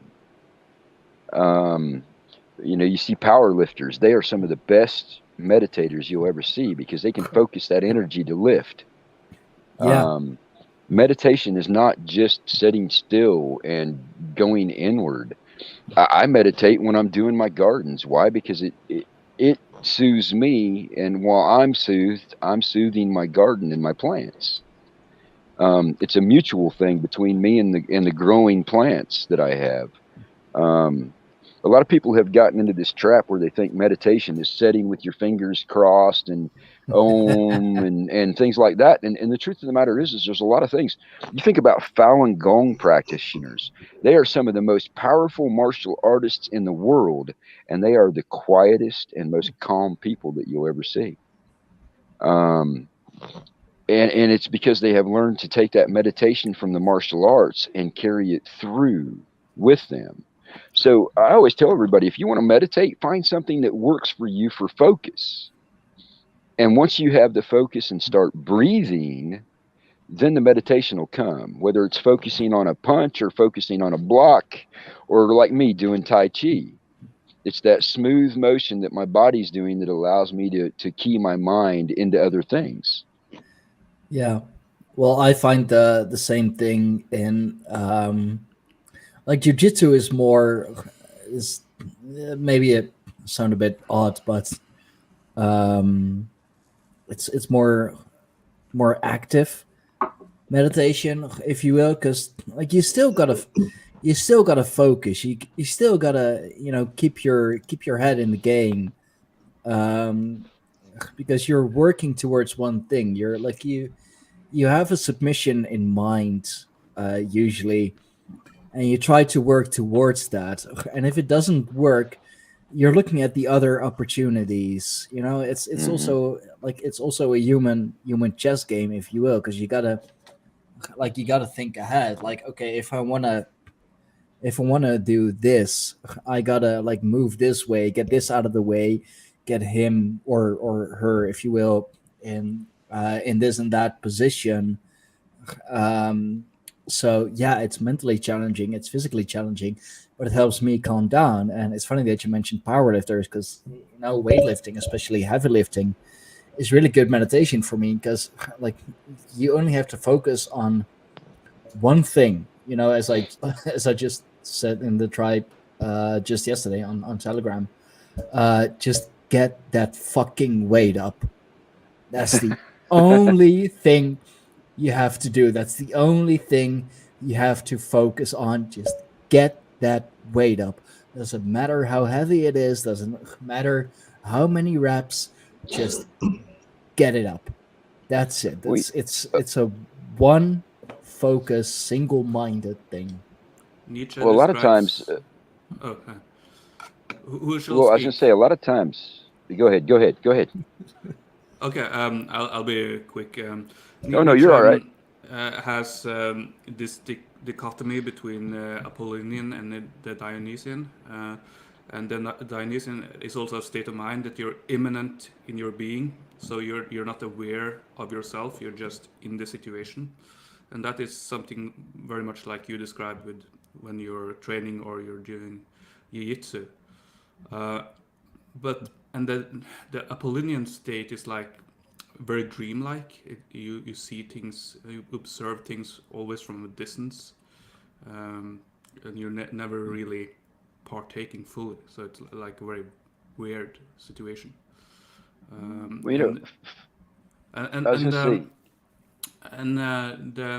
As Nietzsche describes it, the Dionysians are very life forceful. They have a lot of vitality, but they can also be a bit stupid and easily manipulated and all that. While the Apollonians are clever, but they're kind of frail. And that's like, okay, setting it up in a very simplistic terms, but still, it's interesting to think about. So the ideal is to be able to jump between those states. That's what I'm trying to get to. Okay, over to you. And good question from Burdock, real quick. Mudras. How about the use of mudras, or the inclusion of mudras in your meditation, or like in whatever you're doing? Well, you have mudras, you have sutras. A lot of people use chants to bring themselves into a vibrational state. See, there's that 369. You use chants to change your energy, to change your vibration, which will change your frequency. For me, I have gotten to the point now where I just kind of pass through things. I don't know how to explain that to people. I am never not in a state of meditation, because I realize that I am not part of, I am just passing through. Now, if I happen to have influence on somebody, or if I happen to pass through something that I can change, I alter it. Really good example is my job. I actually have a job. I'm a custodian. I clean things. That is a purely physical job. It allows my body and my mind to be occupied, that part of my brain to be occupied with tasks. And it allows the part of my mind that goes other places to just do what it wants to, because the body's busy. Does that make sense? Sometimes I'll use a chant. I've got some really nice Himalayan monks chants that I'll listen to. Sometimes I'll be listening to a podcast, or I'll be listening to an audiobook. Anything that can occupy the busy part of your mind to allow you to focus on other things. I know a friend of mine who loves that Gran Turismo games where you race the cars around the tracks. He can do it while he's completely oblivious to what's going on the screen. His body is going through the motions of running that car through the racetracks, like 500 miles or whatever. And he's actually in a state of meditation because he's not even there with the game. I always tell people, do what works for you. But the main thing is the awareness. What he had brought up, what Light Elf had brought up, is the awareness. You become more aware of people moving around you and things changing around you, and that's the key to the meditation in the first place, is to become aware. For me, it's like I know all the things that are going on, the injections, the politics, the fights the people are having between podcasts and so forth and so on. My job's not to be part of that. My job's to not be above it either. That's the other mistake people make when they meditate. You're not above it. What you're supposed to do is you're supposed to pass through it and help to change it in a positive way. And that's where meditation gets you. I could be all stressed out and worried about all kinds of things right now. But instead, I'm trying to reach out and participate as much as I can in a calm way to affect a positive change for those that we can. If you can figure out a way to make meditation work for you, I don't care if you're listening to Michael Jackson or AC/DC. If it works, there's some amazing pagan drummers from up in Ireland. I wish I could remember names. I've got a friend who will meditate to that. It's an amazing drum corps, but there's no way I could do it. It's just too much for me. You find what works. You're talking about having tinnitus. You've got that tone in your ear already. All you have to do is concentrate on that tone and see if you can change it. If you can change that tone, you've changed your frequency. That's a good one. I mean, I guess drums would be a good one too. I think that's like, would that be another reason why in like especially in Asia with the Japanese and the Tibetan, that drumming or drums is just so important. Like I have reached out to just speaking of drummers, to the Wolfgang twins. Yes, they awesome are guys. they're Germanics though, but they're awesome. They're really good. Like, just a bunch of really good drummers, and I can imagine that even something like that, even though it's a little heavier, like that can really, like, it can get you in that flow. It can get you in that trance state. Native American dance and drumming. It's a way to change your vibration, and a lot of people today think of the powwow dancers as being, the tribal traditions, and that's not really true. You would get together and have powwows, and you would have your drummers and your singers, and that was a way to bless the gathering and to bring positive energy into that gathering. Now they have these small groups, these rainbow gatherings that are in the U.S., and the drummers will show up and they will just create chaos. So you have to be careful, what you choose to listen to.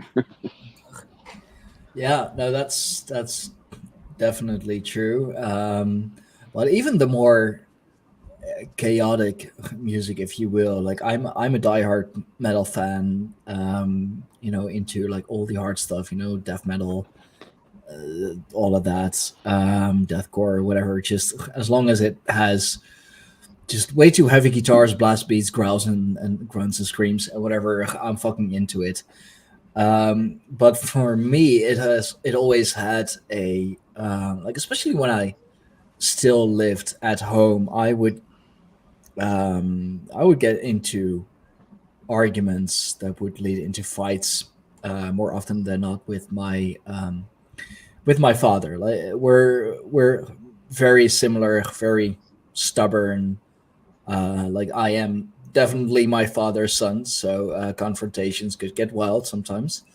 But I would just put on like whatever black metal CD or death metal CD I had, throw it up a full volume, and if I knew the lyrics, I would just fucking scream and shout along with it, and it would calm me down. Or even if I like didn't know the lyrics and just like had it on my headphones, it would calm me down. And people always ask me, but like, how? Like, it's such aggressive music, like, wouldn't it just add to your aggression? No, like somehow Releases some of it.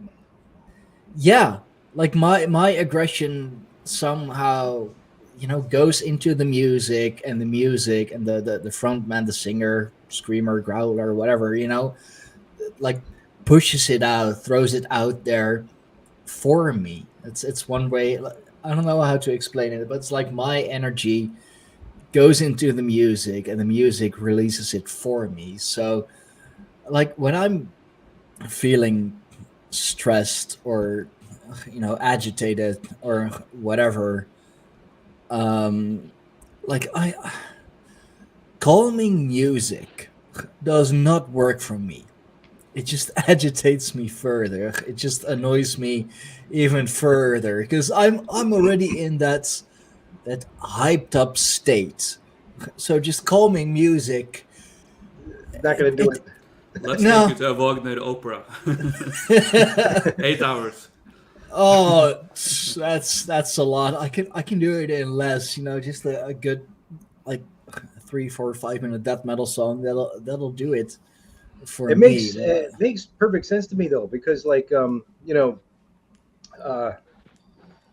music has this universal language that connects with you on the emotional level, and so there's something happening in the emotions that you're trying to work through and process, right? But to do that, you need something that fits that frequency that you're vibrating at, and Yeah. then you can sympathize with that, and then that helps you get into a place where you can vibrate with that thing together, so that you can push it out and release it. And because you want it to pass through, you want it to, so one of the problems with emotions is when you don't tap into them, if you try to ignore them or suppress them, or you try to just pretend it's not going on, or you try to like push it down and push it away, well, then it just keeps getting stronger and stronger until you finally pay attention to it, and it's going to bust through whether you like it or not. So it's much better to find a way to like vibrate with it, and then say, okay, it's like energy, that it wants to, it wants motion. It wants to like have like a beginning, and have like just like a song. It wants to have like an intro, and then it wants to like change, have a bridge in the middle, and it wants to change beats, and then it wants to eventually move on and release. And music is such an excellent thing for doing it. But if it's like you were saying, it's making me laugh because it's so true. I've actually totally been there. If it's the wrong type of music and you're not connecting with it, you're like, this is just making it worse. You're like, it's not vibrating the way that I'm vibrating right now. It's actually making me grouchy. It could actually. It's funny the way that you illustrated that. I've been there before. I had a friend who told me. Go ahead. I had a friend who told me that that music was an energetic investment. So, like when you're young and you've got this one song that you really like, you invest energy into it because you dance to it, or you get laid to it, or whatever the case might be. And then later on, you hear that song, and you get the energy back. I hadn't thought about that until I got older. And like, there's a song here. It's Radar Love. Every time I hear that song, it just pops my energy level. Why? Because I was driving down the road with one of my girls the first time I heard it. That's a Dutch band, the Golden Earring. It's a Dutch band. They're from The Hague. Music is how we decorate time. How we what? Yeah. Music. Wait, is Light how Elf, we could you decorate. repeat that? Music is how we decorate time. How we decorate time? Yes. That's a nice poetic way of putting that. He's good with words. That was an amazing way to say it. I'm gonna have to borrow that.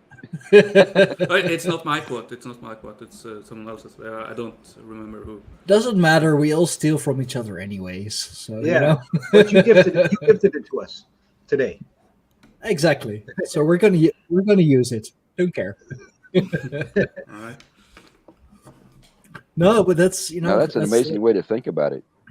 That's very true. And Raven, it's funny that you mentioned that. Like over the last couple of years, especially in the summertime, I don't know, maybe because it's lighter and warmer and everybody just feels happier in the summer. I've always had it's never the same song, but there's always one song by like whatever band, whatever artist that kind of defines that summer for me. Like always one song that I keep going back to, Yeah. and whenever it's like a different year or different season or whatever, and I put on that song, it's like it's not the same experience. Like I don't experience the same feelings as I did when that was my song of the summer, if you will. But it always reminds me of that. It always brings me back to that. I remember how I felt then. I remember what I Hmm. did. I remember who I was, and it's always one song in particular, and it's not even on purpose. It just happens. It's the way you decorated the time. It's, Yeah, exactly. It's how I how you decorated my decorated your summer, time. how I musically decorated my summer. Yeah.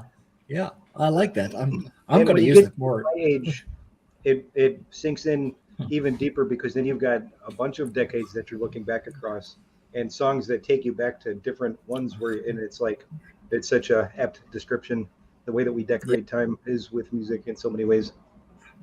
I mean there are even songs like from when my parents were in their teens or their 20s that Takes you they back. play that they played a lot when I was still living at home. Yeah, it takes me back to my childhood because that's what my parents used to play. It's the CD that used to Yeah. be in the car when we went to see grandma or auntie or uncle, whoever.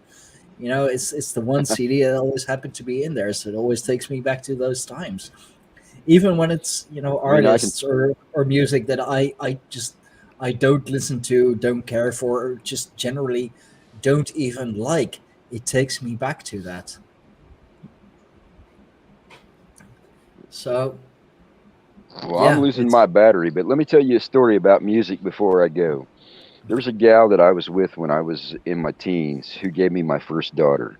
Amazing gift, amazing gift. But she went back and used drugs and she overdosed and left me mm, with my daughter.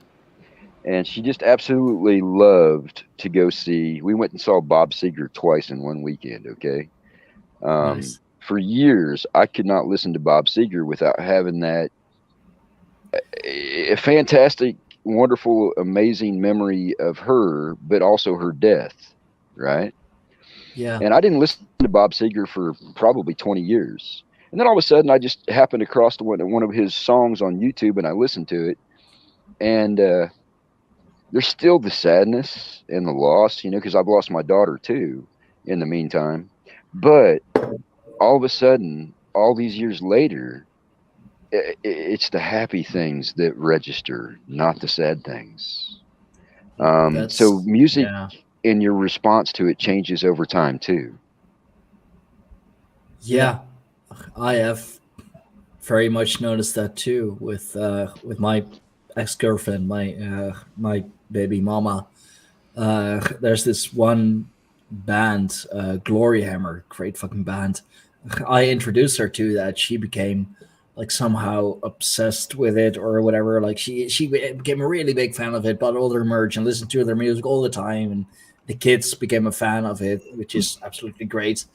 But after we broke up and all, and just had all these freaking fights and whatever, I couldn't listen to their music. I absolutely loved their music, but it would always remind me of her. It would always remind me of the fights, of the negative stuff. And it's funny how music has such an impact, and the same impact on just so many different people. I mean, Raven, you and I, we couldn't be more different if we tried. Like, but still, we have the same stories and all. And yeah, dude, thank you for coming on. It's been great. You brought up some great stuff and stuff that I will definitely try and go further upon. So thank Yeah, it you. And looks like Raven's I really checking want out, to but it do was nice chatting with you. I want to do a one-on-one soon again. It's been great. So thank you very much. And this is another reason why I'm doing the meat hall, just no specific topic, just let it flow, let it go. Yeah, it's nice. About Actually, I'm sorry, Ladoff, go ahead. you mentioned this music. The pain diminishes with time, but you remember the good stuff. And this is something that the philosopher Schopenhauer also speaks about, because human beings are connected to the world of will and instincts. And because of that, you will always feel pain, because you will never fulfill your wishes fully. You'll always have needs, or you'll be bored, or whatever. But if you have time, if you remove yourself from a situation with enough time, then you're not connected to that world of pain any longer. Then you just have the aesthetics, basically. So it's can be like a sort of aesthetic resignation, that where you only remember the good stuff and you're removed from the pain. So and that's how nostalgia comes to be, because you have removed yourself from the pain, and you only remember the good stuff, and that's kind of dishonest, because you could say that, oh, I wish I could go back to the time and blah blah blah. But if you were in that time, you would immediately feel the pain. And I'm guilty of that myself, wishing myself back in certain situations. But back then, I didn't like it. So We've all been there. We've definitely all been there. Oh, I wish I could go back to when I was, this and that, but yeah, man, you've really become the tribal philosopher, haven't you? I love it, man. No, I love it. I love it. You're very knowledgeable. You come with good stuff, and even though you're like, yeah, sometimes you can be quiet, but when you say things, they hit, man. So thanks. Oh, I love that when people do that. When they, like the patient, and then when they do chime in, you're like, oh, they just brought a big one. Oh yeah, yeah. Oh man. The calm waters that run deep. It's the calm waters that are deep. Yeah. Well, that's light elf. That's what I've been. I have something. Noticed. I have something I want to bring up or speak about. It's kind of interesting, but it kind of breaks the thematics, because we have spoken so much about meditation and esoteric. Go right ahead. But we spoke about the split of humanity, that humanity will be, if you take it very far, we will be like two different species, right? But in a sense, we already are, because we have so different values, and it's always been that way. And there's this book, The Righteous Mind, by a certain Jonathan. Oh, I can't remember his last name. It's kind of famous because it speaks about the differences between the left and the right. And there's like 5 big values that are important. And the left has 2 of them, and that's equality and harm reduction. And the right also think that equality and harm reduction is important. But they have also hierarchy and purity, and I think justice as very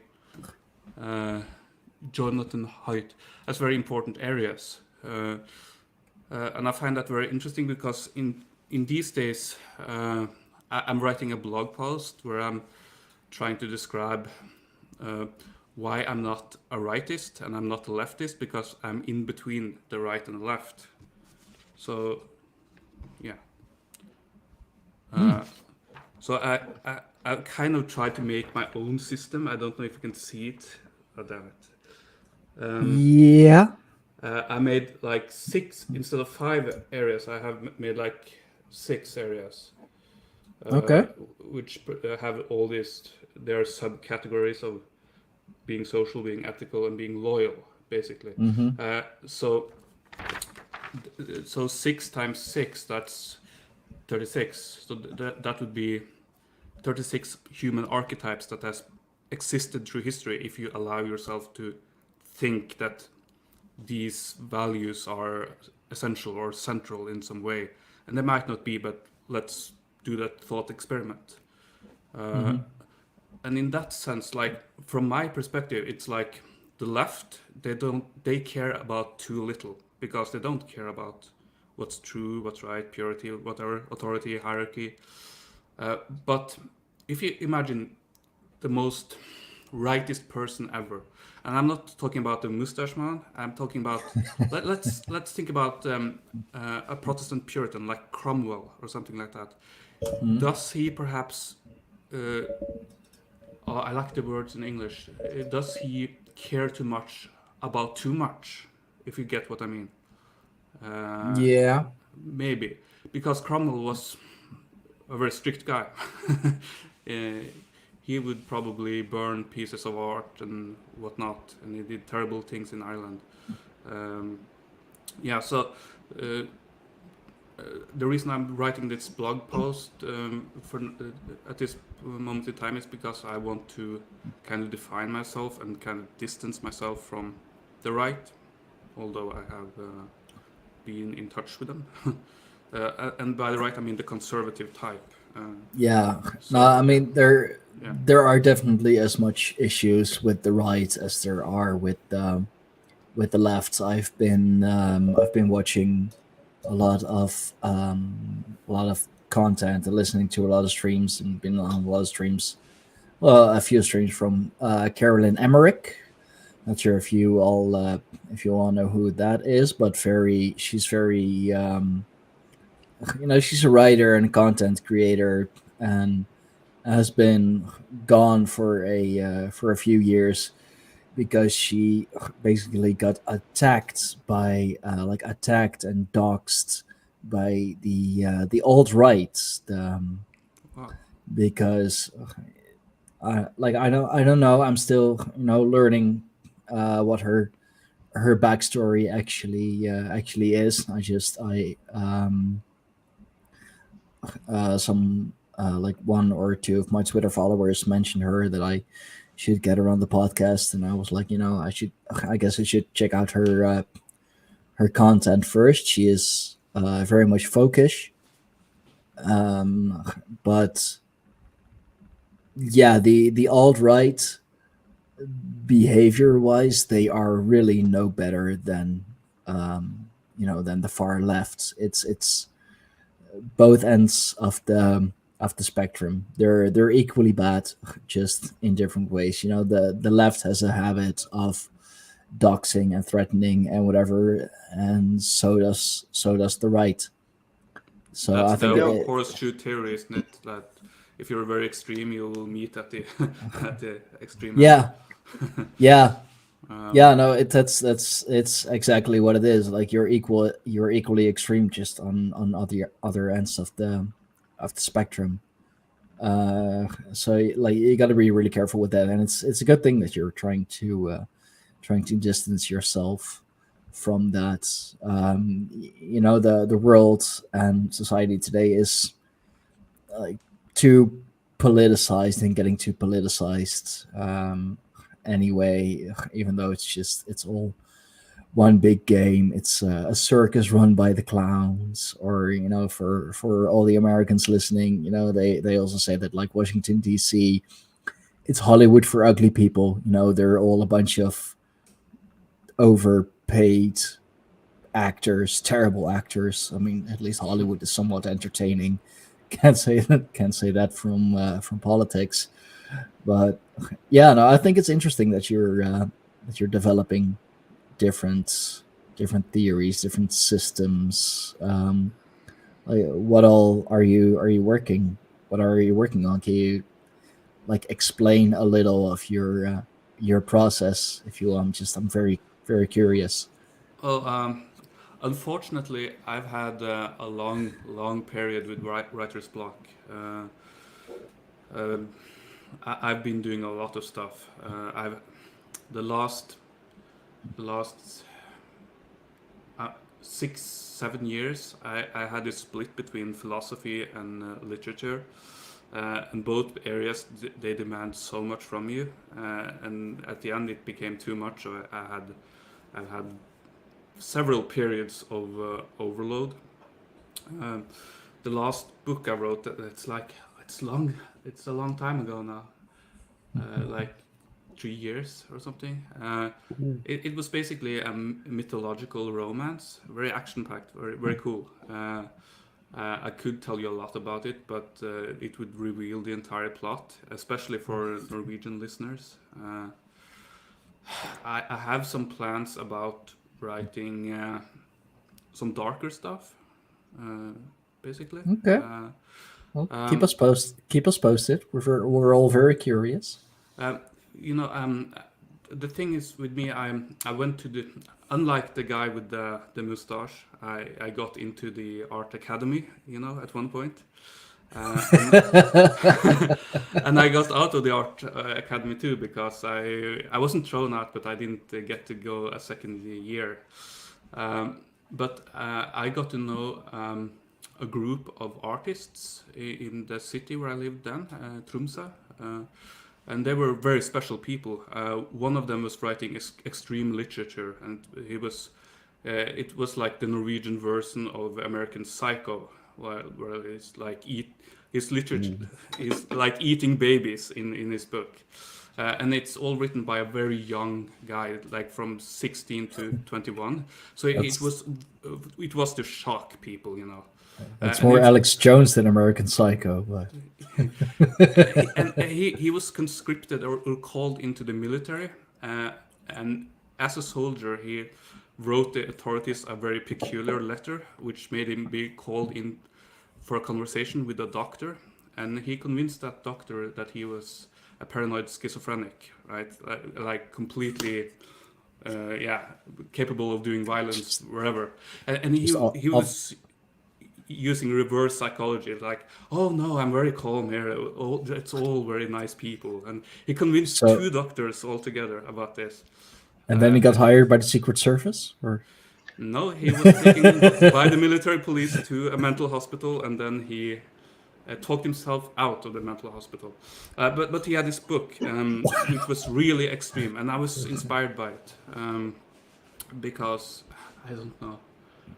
It showed me that extreme literature is possible, and I believe that people don't care about much these days.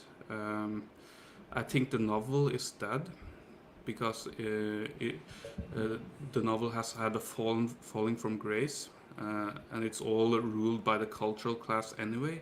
So you have to do something new. So that's one of my thoughts.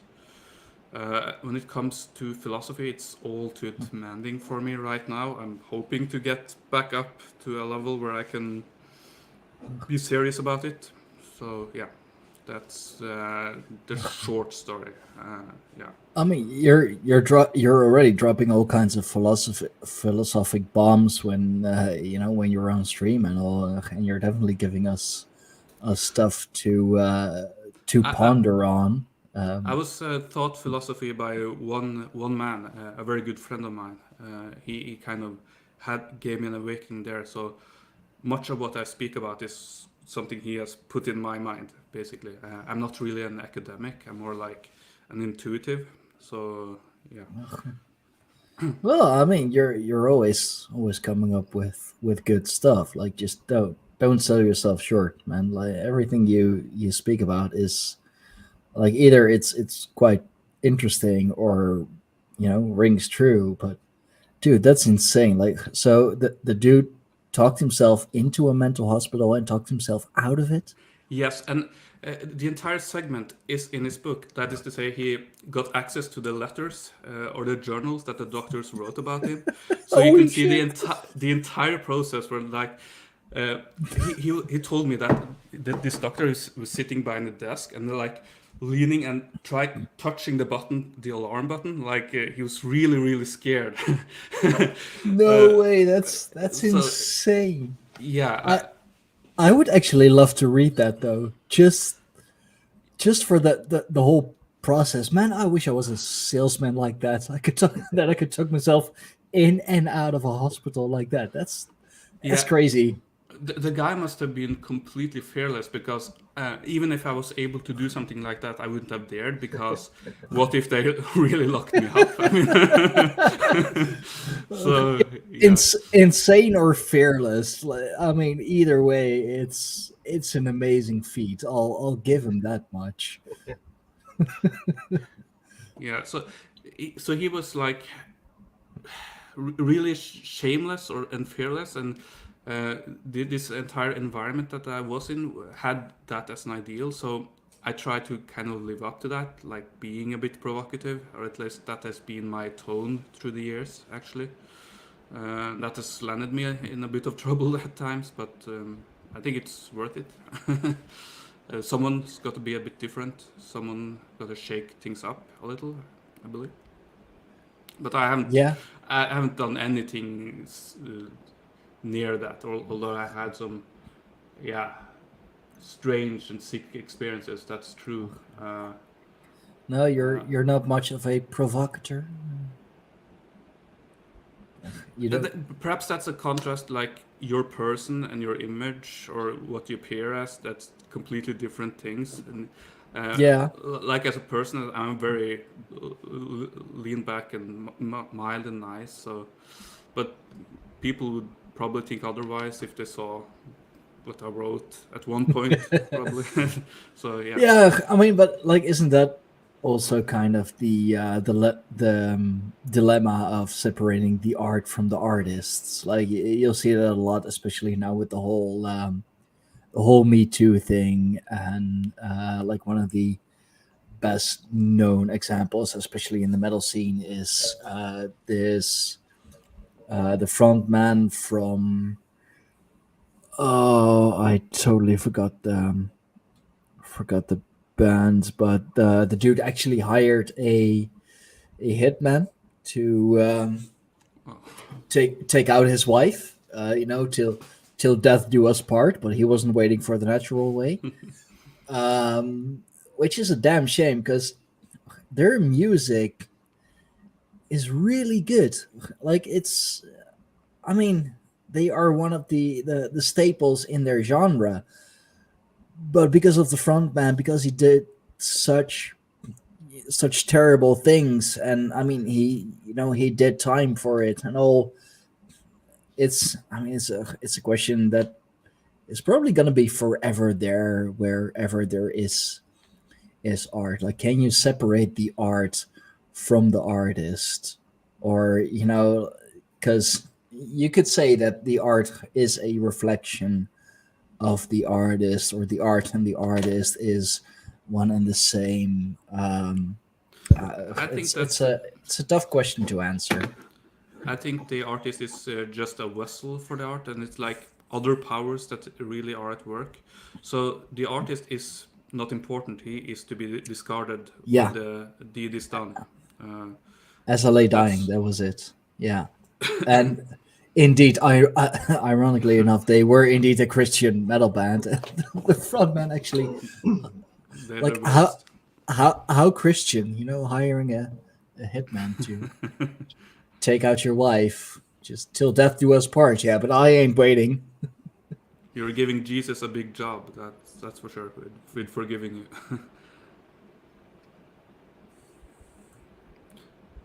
Oh man, yeah, but I think so. Yeah, that's a good one. Can you, like, who you are in your writings, or like what your writings are, how they how that reflection of yourself, like how much of that is like really you, how much of that is you in real life, because and you can also it's another flow state, if you will. You can also ask yourself, what is the role of art supposed to be?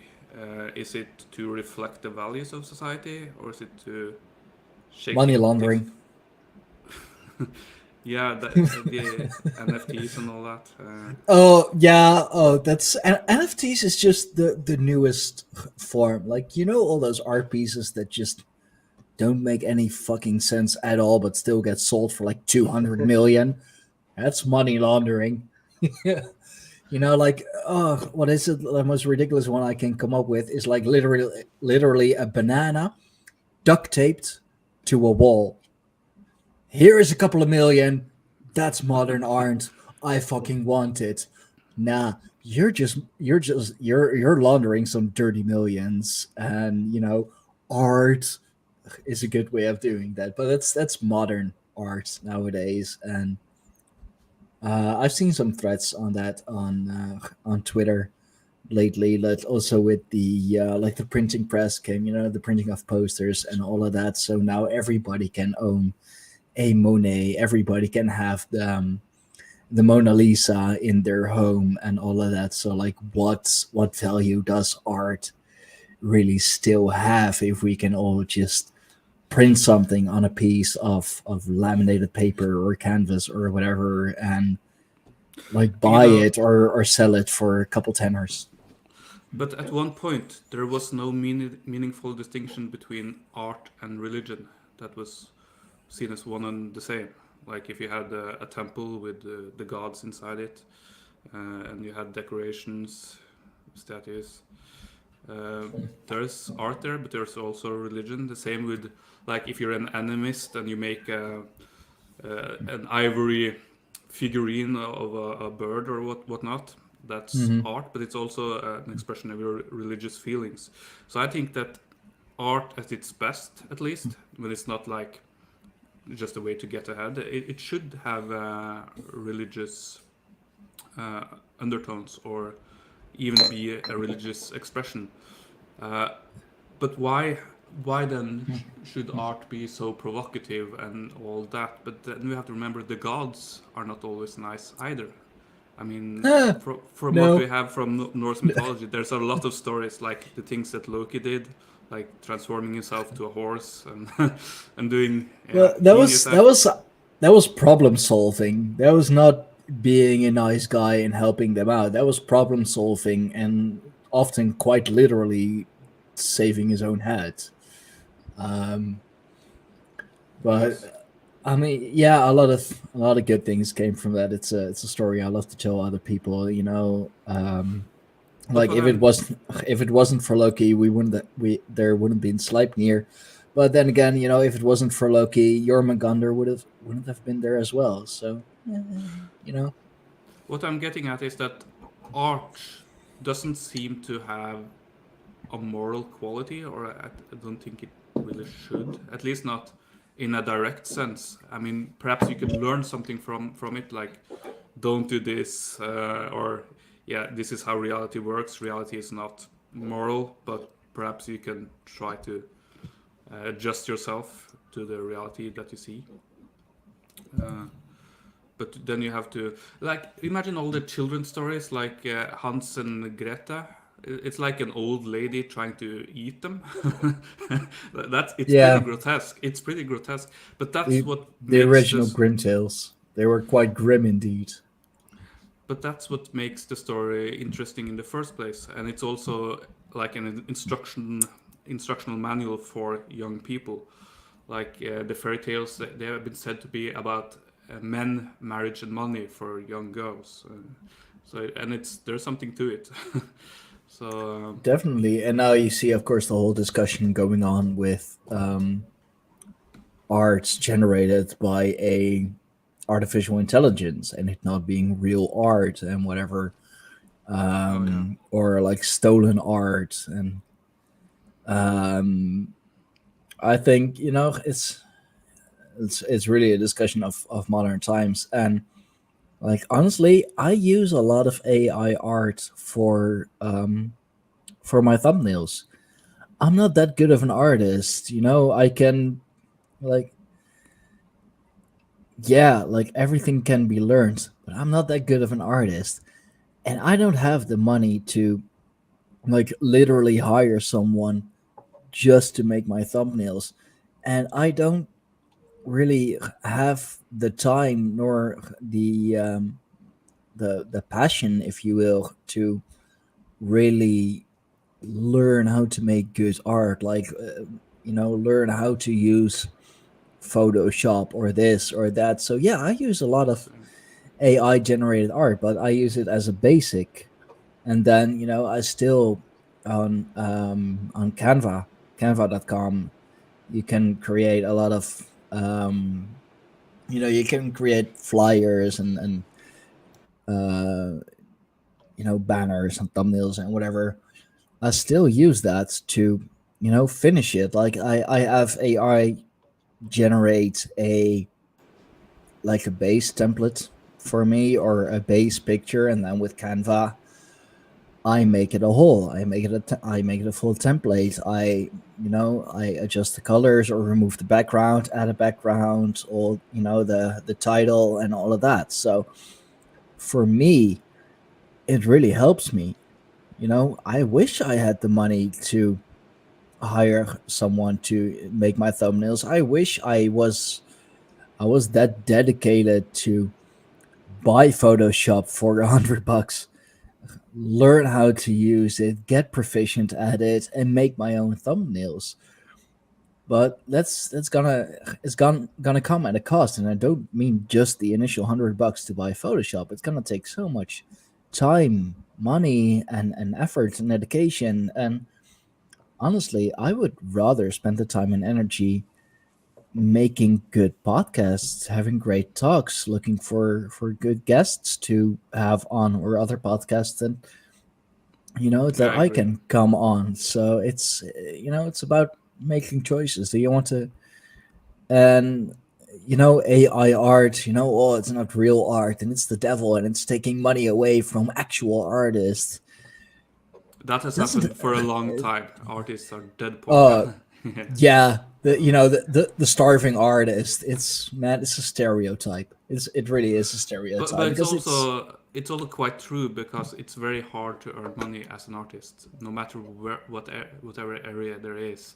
it is. Even if you're a musician, or if you make videos, if you write, you have to be lucky. You have to be in the top segment to be one of the earners. So yeah, it's like 1 out of 100 probably finishes a manuscript they begin writing, and it's probably 1 out of 100 there again that get any attention from a publisher. So yeah, you can do Yeah, the I mean, numbers like or it's like even if you go by the half of the half of the half principle. Let's say there are 1,000 people who made a piece of art, whatever it is. 500 of those get some attention. 250 of those get some great attention, and half of that actually make some money of that. So that's 250, like 125 people actually make some money of that, and even half of that, so that's like 60 people, which is still a big number, still an unreasonably high number, are actually able to make a living off that. And even that number is down by half, probably. So let's say that from those 500 people that made some work of art, that 25 people are actually able to make enough money of it to have or to create a living for themselves. And even that is assuming that every piece of art they create is selling as well, if not better, than the other piece of art. It's hard. It's really hard. Even like now, my podcast, my channel, the stream and all, it's growing in numbers. I'm up several hundreds at this point, but it's still not making me any money, even though I'm putting hours and hours and hours of time and effort into it. Just researching topics, finding guests to talk about it, or even if I find something that I think I can have an interesting chat with, check out their content, check out what they're all about, and then do some research on that topic, so I don't come off as a complete blabbering idiot who just got someone on and doesn't know what the hell he's talking about. But you're a failure until you succeed. That's the game. That's yeah, well put. Well put. You know, So, it's so and also I knew a guitarist guy at one point. He told me that like art is or music. I think he said music. It's like a high risk, high reward endeavor.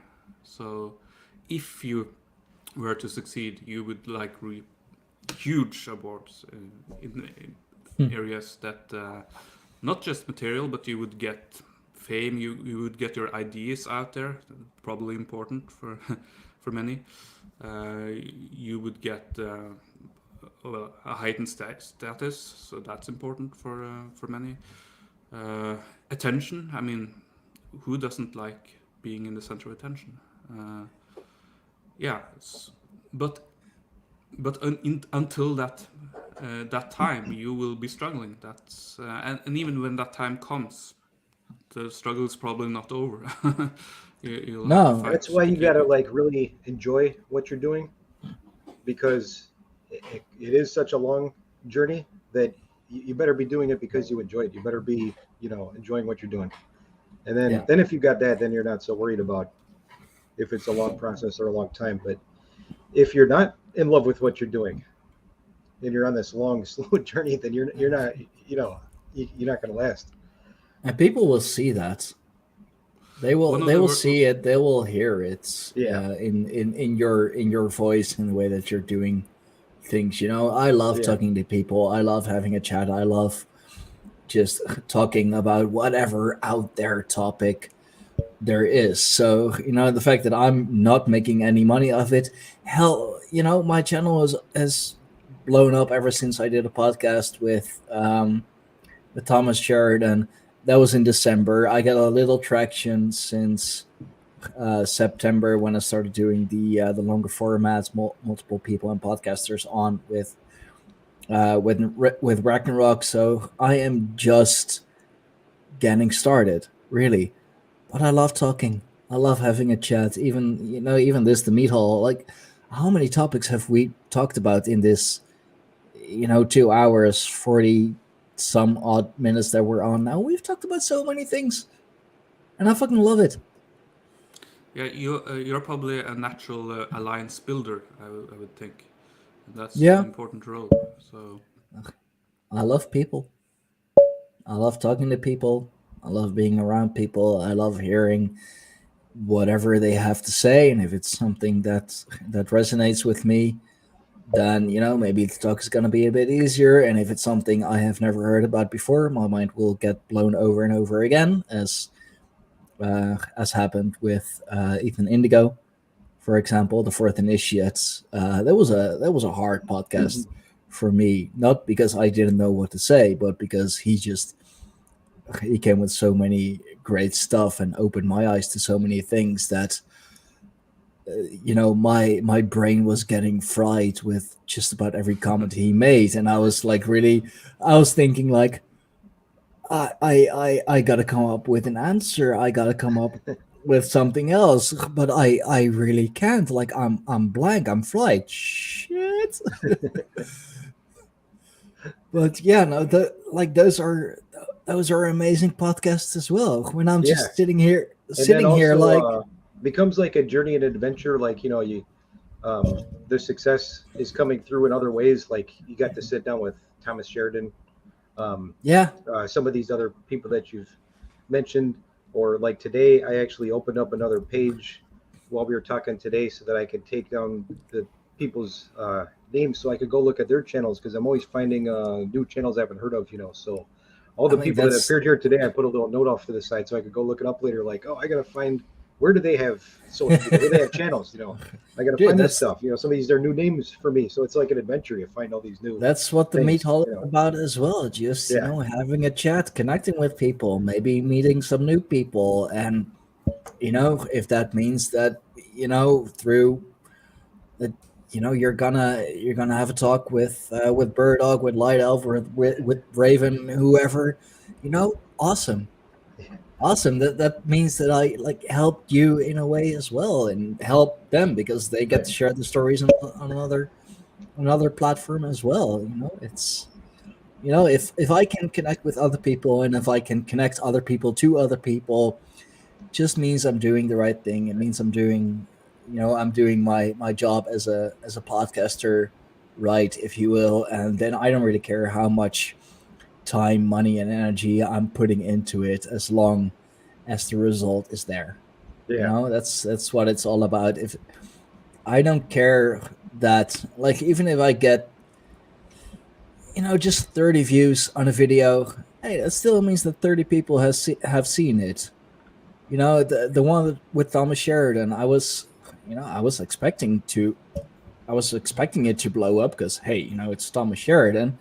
But let me check real quick, because It probably accumulates over time. So like, that there'll be a too, time coming down the road when you'll be like, oh, a bunch more all of a sudden. Where did that come from? And then a little bit more. But yeah, Thomas, I'm gonna have to go back to listen to that because I haven't heard Thomas Sheridan in a long time now. I don't know why. Well, I just it was some other great. channels And that I hear him on, and then so yeah, I got to go check that out.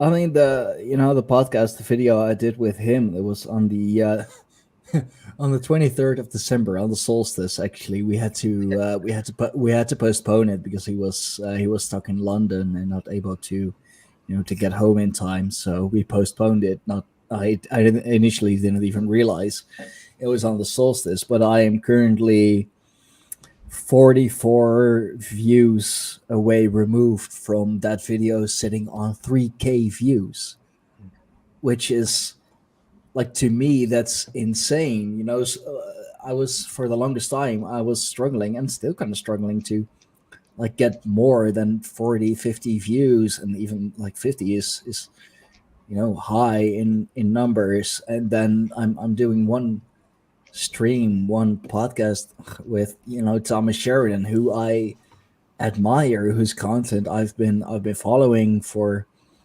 quite a while, and whose way of thinking I really love. And like, it was so easy. He's such a great guy, has such a great mind, has such great energy coming off him, just so down to earth, but so knowledgeable. And here I am, a couple dozen away from 3K views, like, on the channel, which closing in on 250 subscribers, when in November I was at 60, 65, maybe. So hey, I'm thankful for all of it. I'm thankful for every bit of it, and I love seeing the growth. I love having these talks, even on the the meat hall. Like, like I just said, how many things have we talked about by now? Just so many topics. We started with this and rolled into that. If I can, like, connect with other people, or have other people connect with each other, that's great. That's what I'm doing it for. Hey, babes. Hey. Glad you could come on. I I'm know you warning don't. everyone now. I'm still sick, so I'm not going to be talking as much. I'm just here to listen. Okay. Yeah, Firefay, my better half, my right hands in the tribe, my fiance, and sometimes my bully. Hey, you don't need to tell everyone our personal lives there, dude. Oh, honey, I know it's the meat hall, but I won't be going that personal, okay? Good. But I do apologize to everybody. I am still very much sick. Whatever crud's going around, it's brutal. It's brutal. Because it's not just... It's been horrible. I mean, the first week I was sick with just the flu, and then it went into a severe ear infection, and now it's chest colds, whatever crap going around. So I apologize to everybody now. I'm sure everybody's giving you a bunch of unwanted advice, but you got to take the vitamin D and vitamin C and some zinc. Trust and me, also I've you been got to have some taking citrus fruits because the everything quercetin gets the known. zinc into the cells.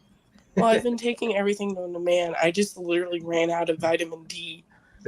I've been taking vitamin C. I've been taking my whole vitamin every day. I've been taking elderberry. I've been taking like everything I can think of, and Like, nothing's kicking it. I've been Yeah, it takes time. on leave from work for almost a month because I've been so sick. like she's been robbing the drugstore and all the natural herbal stores. She's been robbing them blind weekly. Did you get Even my job, too. quercetin? Because quercetin helps get the zinc into the cells. The zinc doesn't go in on its own. I've been taking everything. What about quercetin? I am not touching that. Sorry. I actually have some horse medicine in my basement. I'm not taking that. My dad tried that and it didn't even work. No. Ivermectin, yeah. But I do apologize. I do sound No, it's horrible. that's fine. That's fine, babe. I do always have my kitty co-host. Oh yeah, surely you're Tim. Who doesn't Mine feel is like it somewhere. today? I don't know where she is. She's probably with my Yeah, sister. where? Of course she is. But wouldn't ivermectin potentially work? I mean, I was My dad kind took of that serious. before he got super sick, and he's in the hospital, and he's been almost there for 2 weeks. Yeah, but your dad's an old man. I am not taking that stuff. Sorry. Okay, fine, then don't. Yeah. See, Josh gets it. She hits you because she loves you. I'm sure that's it. Yeah, I've been eating pineapple too, Josh. Thank you for that too. I've been eating pineapple too. Yeah, she actually has. And it's strange. It's like, for whatever reason, it's lingering, and I don't know why. It's just, and Fox can tell you, when I get sick, I get sick. Yeah. That first week, I was sleeping maybe 20 hours a day. Yeah, and the rest of the 4 hours you were just absolutely miserable. Speaking of, did you come say hi? Cleo. Oh, is that Cleo? Yeah. Looks like we both have her familiar with us at the moment. One moment. I mean, with the daily live streams I'm doing now, Timmy, my cat's my familiar. He has to make his appearance, and I've been only doing live streams for the last week, and already there's a running gag going on that he now is my kitty co-host. Hey, if you gotta go, you gotta go. It's been great having you. Yeah, and thanks for letting me join in. I really enjoyed it.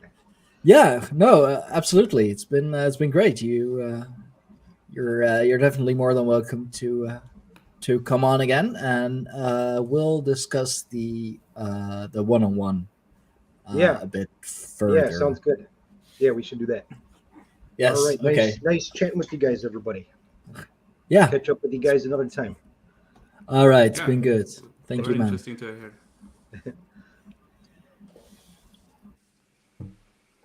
Oh, and then we were down to 3, and that's becoming a trend in the Mead Hall Light Elf that it's just you and me at the end. Yeah, I'm a tenacious one. I'm patient and tenacious. Yeah, you're a hard one to get rid of. It's like a cockroach. You can stamp on him as many times as you want. You keep we coming all back. love and adore Light Elf for always making his presence known. Sure. but the god Heimdall, like a cockroach, he also is said to have lost his head, but he still lives. So perhaps I'm taking from him. We just need to give you Twinkies. We just need to get you Twinkies. Another thing that stays forever, just doesn't go bad. Yeah, it's oh god. Oh, this has been a fun one. First Mead Hall of the Gregorian year, and it's been great already. I'm not sure if I'm gonna make this a weekly thing. Maybe that's a bit much. Might They skip have a more week. endurance than the rest of us, that's for sure. Oh, yeah. Yeah. Okay. Hi, Tim. Cleo is Ah. debating if she wants to make herself known to the world yet. Well, I mean, Cleo, you're more than welcome to do so. It's an informal setting, so it's the best way to get to know you. I think the next meet hall is gonna be like I want to do it the Saturday after my birthday, so the Saturday the 21st. But although I may be like spending that evening with my family, so might be Sunday. But See what happens definitely, because we also have another 20th birthday. So, did you decide to come oh, on? right. Yeah, we do. Oh, bro, hi. You should see our Ragnarok podcasts. We go on for 6 hours, like the longest we have done. Let me look it up real quick because I know we have done some. I wasn't sure if you guys heard her, but she did say hello. Yeah, we heard you, Cleo. Hi. um. Oh shit, honey. Yes. I guess we got to go off stream soon because Amy's crypt is going live. Yes, yeah, but I thank you for this meeting. It was really Yeah, it it's was I lack the words again. No, Cleo's saying we can't go off yet, honey. Oh, She okay. wants to No, make herself known. I mean, I guess I can stay on for a little longer if you want me to. Sorry, Light Elf. She's pushing my mic, so I had to say something. I apologize. No, that is fine. But like speaking of the endurance thing, let's see. Our Ragnarok podcasts somehow they're in the wrong order. I don't know how the hell that happens. It's going by the views, hon. Yeah, 6 hours and no, because then like number one would still be number one. So like 3.5, a little under 4, a little under 5, and a 6 plus. Are you gonna sit on the boys again? Is this the thing? Is this the theme? Those were some insanely long live streams, insanely long podcasts. Although I did enjoy those. Even though they were like going from like just under 3.5 hours, which is already long for a podcast, to like 6 hours and 15 minutes. Yeah, it is a long show. When you get the boys talking about whatever their rabbit hole is, you can't get them to stop. Trust me. I've dealt with Stone for 3 years now. All boys are nerds in their hearts, basically. Yes, we are. I make one comment about who is this person, and Fox can go. Oh, girl, especially if it's about either like sports, martial arts, and especially pro wrestling. There have been so many shows, so many podcasts that the live recording would have stopped already, and then me and Raven Wolfgar, that is not Raven Kiefer, too many Ravens. Maybe we should fix that. Sorry about that, guys. You're a little stinker. You try to mute my end. No, but especially with Raven Wolfgar, who sadly isn't here today, but he did his own live stream today, so I guess he's tired. But like, I would end the live broadcast because we talked about just about everything we wanted to talk about, and then we still go on for hour and a half maybe, and like the first 45 minutes is about wrestling, about pro wrestling, and then he starts talking about like tabletop role playing and just role playing games or whatever. And that's when I kind of lose him because I'm not really much of a role player. I mean, I'll watch his streams to support him and try and learn a bit about tabletop gaming, but he will bring all kinds of things up and gaming systems and whatever, and I'm just sitting there like, yeah, totally. Who does Awesome. that remind you of, huh? Me with you when it comes to certain topics. I'm like, yeah. I know. Interesting. I know. Like you tune out halfway through, and then it's just the oh, yeah. And then he finally breathes. He finally takes a breath, and then I'm like, okay, my time has come. If I don't make it now, I'm screwed for the next 2 hours. Yeah. Or even if you're if your phone dies, I'll just keep talking about it over text, and then when your phone is finally charged a bit and you turn it on, you get 100+ texts from me just talking about the same thing. Yeah. I'll never forget when we first started seeing each other. There was one topic that I brought up, and I literally had to go to the store, and I come back to home because I had turned off my internet, and I come back home, and you blew up my phone. I was just like, I am not dealing with this in the middle of the store. I guess deep down inside, we're all a bit nerdy, just nerdy about different things. That's how I am when it comes to history. I am a history nerd. And the spooky things. And the spooky things. Yes. I am definitely a history nerd, and Stein can tell you when I get started talking about Egyptian history, you can't shut me up. And then it's the same way with Supernatural. Once you get me started on Supernatural or Harry Potter, there is no stopping me. Yeah, that's like those are the moments when I have to catch her in between breaths or just, sit there, kind of tune out and just be like, this is nice. But, I mean, we all nerd out at our own time. I mean, with my kiddo, I love this slugger, but you talk to him about sports and you can't get him to stop. And he's definitely my little statistics. I cannot say that word to save my life, but statistician.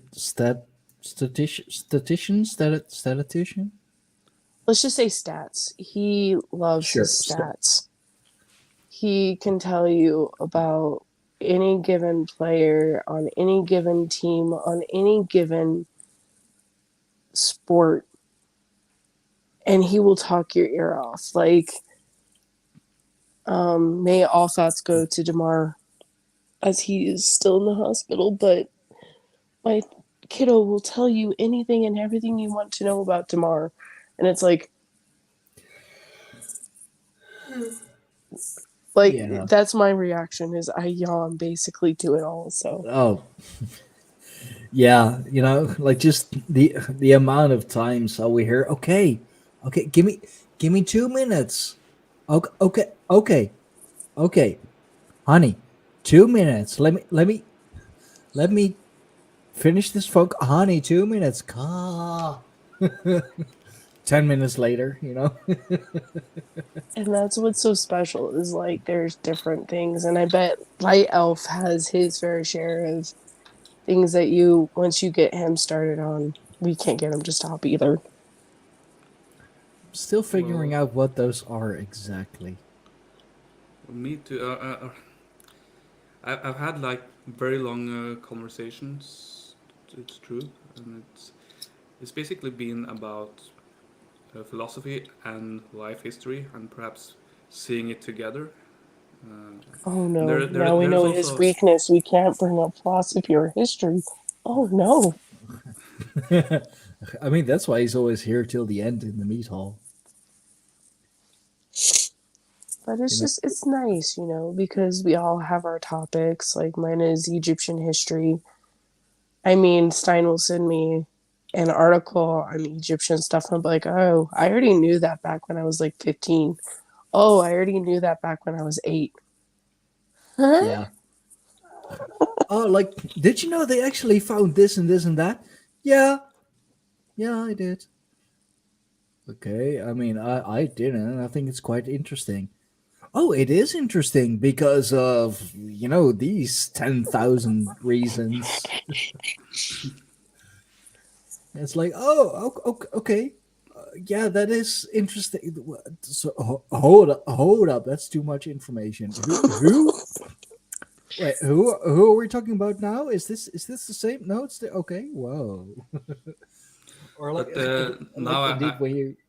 Sorry, I go feel ahead. my muse is calling because I need to get my blood going. But I mean, it's Norwegian, so you couldn't. What You are you couldn't read wanting it. to eat? Are you eating? What are No, you going to honey, eat? his muses, so he's gonna retreat to the bedroom and get the blood flowing. Ew. Yeah, Like what? if they will be that present for me, that would be a new one. A new one. I Like, mean, why do you think he has his hair down? He just rar. His inner Norwegian Viking come out? Oh yeah, he's gonna go berserk. This is way off topic because I don't need my eyes start twitching uncontrollably. Like your mother. Light Elf, can you send me some Norwegian food because of my family history, please? what is your family history? We are all from Norway, but Oh, I don't know enough to make food, so I need Well, some Norwegian food.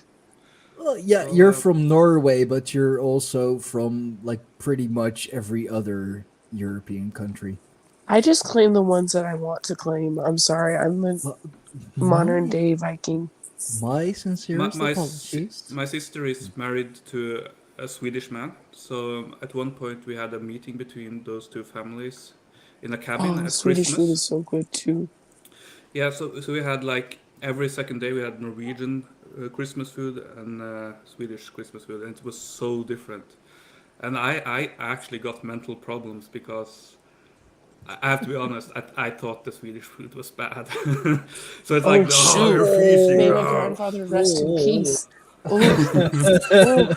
I could no, they have like egg salad and like I don't understand what they're eating. Like, and we have like dark meat and dark ale and like Okay, did you try the Swedish sausage korv? Did you try korv? yeah, I think so. There's nothing Korv is special about so that. good. But korv is so good No, when you get it for and you make it Americans, it is right. special. Okay, just look at the average American diet, and then look at the Oh. average European diet. It's special. Do I need But to share with everybody the loveliness of you trying sweet iced tea for the first time? Oh, honey. but in defense of the Swedes, they have like a lot of good food and a lot of good drinks. You have something called julemust. I got addicted to that at one point. That is very addicting. And you also have this drink called the glug. And But it's Light like, Elf, can you please send me some recipes so I can pass them along to my kiddo because he's wanting to try the different foods of our So he's gonna try background.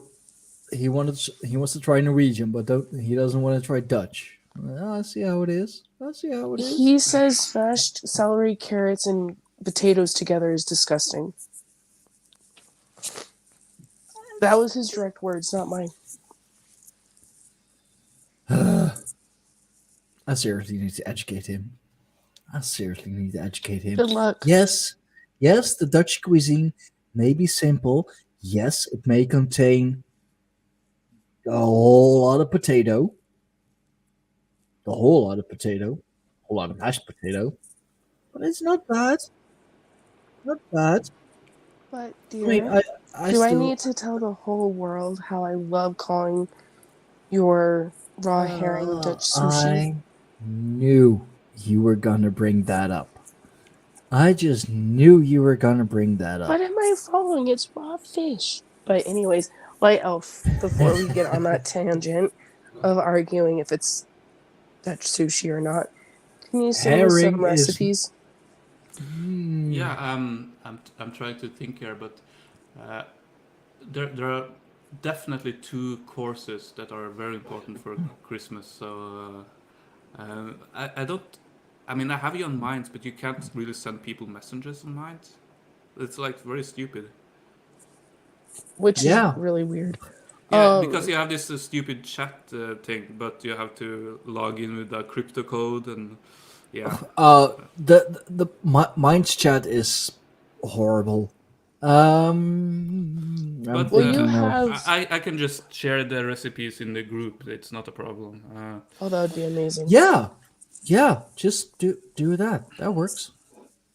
That would be amazing because So one of- my little one- one overheard me and Fox talking about different cultures, and he's starting to be adventurous and not so picky. So we'll see. So one of the dishes is like rotten fish, and the Oh other God! is... Oh no! No! It's true. It's true. No, that was my grandfather's favorite dish. No. And another recipe is like fish that has been dug down and then dug up. It's really true. So That was yeah, my yeah. grandfather's favorite. May he rest in peace, but that was his favorite. I could still smell that smell. Oh. No. I knew it. I knew that was gonna come up. Well, you were talking about the raw herring. I knew somehow that the like the more Swedish fermented version or My Scandinavian grandfather's fermented favorite version was gonna. fish. Oh. I knew that shit was gonna come up as soon as you started talking about raw herring. Because whenever we start talking about raw herring, the fermented fish comes up as well. That was my grandfather's favorite. I can tell you, there were so many days I would walk into my grandparents' apartment in Washington, and you would just smell it. Oh, with rice and sugar and butter. That was like his staple. Oh, that Oof. actually sounds pretty good. It was his poor version of rice pudding. That actually sounds pretty good, though. Like I don't care I've if made the, it if the a couple fish times mistaking sugar for salt. So yeah, it's decent. Well, you still got to cook for me, and I mean, I still got to cook for you as well. But Oh, honey, you've had your tastings of our food, and you've already summed it up. We are a butter-loving, salt, fatty food country. oh, you add insane amounts of salt. Like there is no amount of water that can like just wash down the amount of salt you add to, well, everything.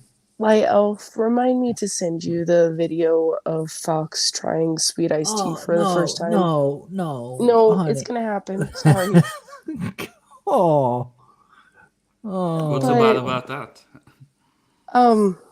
Light Elf, let me just put it to you this way. As a Southern girl who was raised on Southern food, it's pretty bad. There's 3 or 4 cups of sugar and a pitcher of tea. It's bad. I don't mind some sweet stuff. You know, I got a bit of a sweet tooth whenever I feel like it. And apparently that wasn't even the sweetest it can get, cuz like how did was it your grandmother? who Granddaddy's made- wife? Yeah, Like didn't she do like half, like half lemonade, half sugar, and just oh, no, honey. That was not that grandmother. Her tea would basically be tea concentrate that you would leave out in the sun, and it would be 3 cups to 4 cups of tea. Yeah, I can feel the cavities forming just talking about that. But that's not the sweetest either, because down in Of course it's Georgia and other states, I can't think right now. I told you guys I've been sick. But other states down south. It's too bad Burdock is already off. He is from Georgia. Let's just put it this way. It puts my grandmother's tea to shame because they put at least 6 to 7 cups of sugar. Oh, wow. I wonder how that works. So you basically boil or put sun tea. There is this thing called a sun tea, and you basically put it in water and you let it brew, and it takes basically all day. And there's like maybe 5 to 6 tea bags at any given time. Then you put in your sugar, you stir it up because it's still hot, concentrate, and then you fill the rest up with water, and then you have your tea.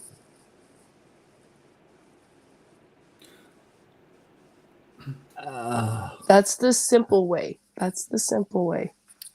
Okay. Interestingly, tonight I was drinking this, this is like linden flower tea, but it was 5 years old, and you can see how much I used. It's 5 years old, so I had to use a lot for it to have any effect. So that's the last of it. I bought it from a witch 5 years ago or something like that. Wait, lindenberry? Did you just say lindenberry? Linden flower, but I wonder that stuff if is so good. Is it the same as elderflower? I'm not sure. But it's so good. It's very, very relaxing. It is. It will put you to sleep. Yes, indeed. But now it's lost its potency, so now I'm just relaxed. But when I drank that back in the day, it was like I drank a liter, I would be like, oh. So people use linden for conditions such as colds, headache, trouble sleeping, itchy skin, and many others. And it's interesting that you guys talk about that because, like, they're medicinal. So things. Yeah, they are medicinal for sure.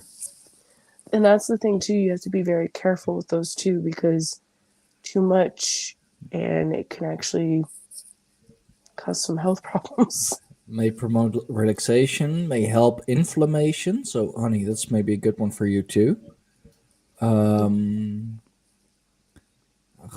Let's see. It may reduce mild pain. Oh, Josh needs that for his mouth. Yeah, diuretic effects. So. Yeah, that's what I'm saying. Is like you have to be very careful with some of the medicinal stuff. Lower blood pressure or linked to lower blood pressure. My dad doesn't need his blood pressure lowered. He needs his to come up.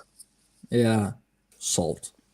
Soothes your digestive tract. Mm-hmm. And apparently very easy to add to your diet. So.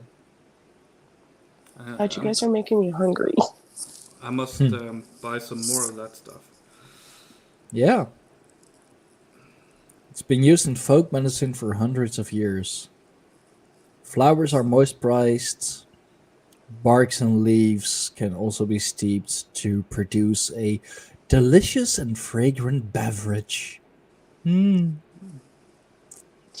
gotta stop with that. You know, I understand you love your coffee, but you gotta give some of this tea stuff a chance. I'll give credit to tea, but don't you rub me of my coffee. I will rub you of your coffee at some point. I will put you on decaf if I have to. I guess we have a late joiner to the stream. I can't read it. My eyes. I recognize the name. You've been on Brigantia stream yesterday, or I guess 2 days ago now, right? Yeah, very new to the. I saw you you joined the Blackbird's Brew as well, so yeah, welcome.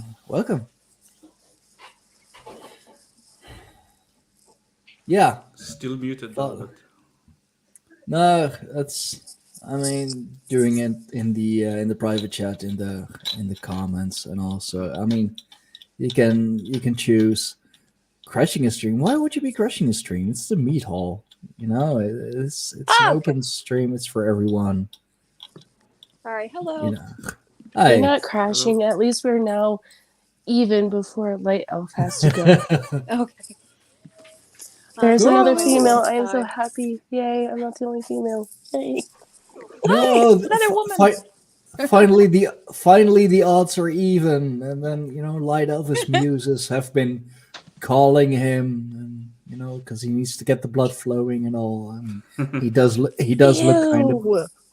We don't need to share Light Elves. Get your mind out of the gutter, honey. Wanna go outside? It's not my fault that you put it there in the first place. Oh, blaming me, are you? Okay, one moment, please. Take your time, I guess. But Light Elf, dude, if you have to go, you have to go. I see those eyes getting droopy already. It's. I'm not a good illusionist. Oh, but now we had company. But yeah, perhaps I can change my muses around now. You may be a good philosopher and a good writer, but no, you're not a. You have a bad poker face. I can see it on his face too, because it's more of like, I need to stay up. I need to stay up. Oh gosh, I can't do this. I'm failing. Don't let them see it. Sorry, I had to change my location. My husband's streaming with his friends online too, so. Oh, right, of course. Yep. He's actually like on, oh goodness, what's it called? Twitch. So got right. the whole background and everything going, so I didn't want to crash that. No, we're doing this on StreamYard. A lot easier, a lot simpler, and we can have backgrounds as well. Just not all the overlay stuff. He does have an overlay, but he also doesn't get to pick and choose when his mic picks up. If you need to go to sleep, hun. We're not going to keep you. If you need to visit your muses to answer their call. Yeah, I was just waiting to maybe hear something interesting, but yeah. Dude, you're fading already. Just. Yeah, I've had a lot of linden flower, but I'll take my leave then, and I'll thank you for tonight, and we'll see each other. He's going to bed. Tell him good night. When the time comes. No, you don't need to be shy. All right, my daughter is out here as well. Let's see. Hiya. Say hi. Hi. Told you didn't need to be shy. No, we're good company here. I promise. Even one of us is sick. We're good folk. Yep, we're good people. It's all good here. Now you've been outnumbered by females, Stein. What are you gonna do? Oh, like it's the first time. You didn't hear that. I mean, come on. One moment. I don't want to do it on stream, so give me 1 second. I got a fiance. I got a baby mama. I got a daughter. You get it. Yeah. Yes. You have to eat it inside, though. Okay, sweetie. Don't me. I was not muted for that. I'm sorry. No, that is perfectly fine. Don't you worry. Yeah, we've got a pack of cats out here. I guess people just decide, let them go. Yeah, sure. I mean, it's my cat as well. He has a mind of his own, and Yeah, I just worry about the weather. I think That's why mine it's is been under the completely out. 30s out here recently, and I'm seeing them running around at night. It's like, ugh. That's why mine is an inside cat, and she will Yeah. not go outdoors anymore. Yeah, I totally respect that people have outdoor cats. I personally would worry with highway on the other side of my neighborhood that way and train tracks on the other side of my neighborhood this way. Oh, yeah. Yeah. And kind of, I don't know why it's a residential area, but we're in between about 3 different factories as well. So all the trucks and outbound and semis, I worry about the kitties, you know? As No, I any mean, good witch would, because I would worry about my baby too. Yep. I'm not particularly worried about Timmy. You know, he's a big Oh, boy. He can take are care of you himself. making I yourself mean, Oh, known, Tom, honey? yeah, boy cats definitely are better off, I suppose. Well, yeah. my poor girl, her growth actually was stunted because she was a young mom. Oh, And yeah. she's a Bengal. She's a Bengal cat, so she was supposed to be massive, but So we suspect that maybe something along those lines happened to my dog. I don't know if you can see her. Yeah, we see her. she's cute. Thank you. Yeah, they said you're pretty. What kind of dog is she? But she is at the youngest. She's perhaps 9, but she's already dealing with diabetes and some hip problems. And we can No. absolutely tell she's had at least 1 litter. Hmm. So, Poor girl. oh, she's a sweetie. She's like Nana from Peter Pan to all the kids in the neighborhood. That sounds like my Aw. baby girl. That sounds like my little one. Well, unfortunately, she's a little bit blind, so she just tries to cross the street whenever. And wait a minute. But I do have to bid you guys adieu. Oh, My come on. mom did make dinner. She did make dinner. Ooh, Oh man! yeah, food Oh time. man! Now I'm getting hungry as well. I mean, at the beginning of the stream, I grabbed myself a jar of peanut butter and a spoon, but Of course, you and your peanut butter. I will not get in between you and the peanut butter. honey, you know that even like in Dutch, it's pindakaas. You know, it's cheese. Okay, this is where I will bid you guys adieu for a moment. Oh, I don't that's know. fine. That's Good fine. night. Honey. It was nice meeting you, Fairy. You too. Fireface, sorry. Oh no, She you're is a- fine. You can call me she- Fairy. I don't care. Okay. I mean, you But- are a bit of a fairy, so But I'll be back. I'll be back. All right. Bye, guys. Nice meeting you. Bye, You mates. too. Love you too, hon. Oh, and then there was were- 2.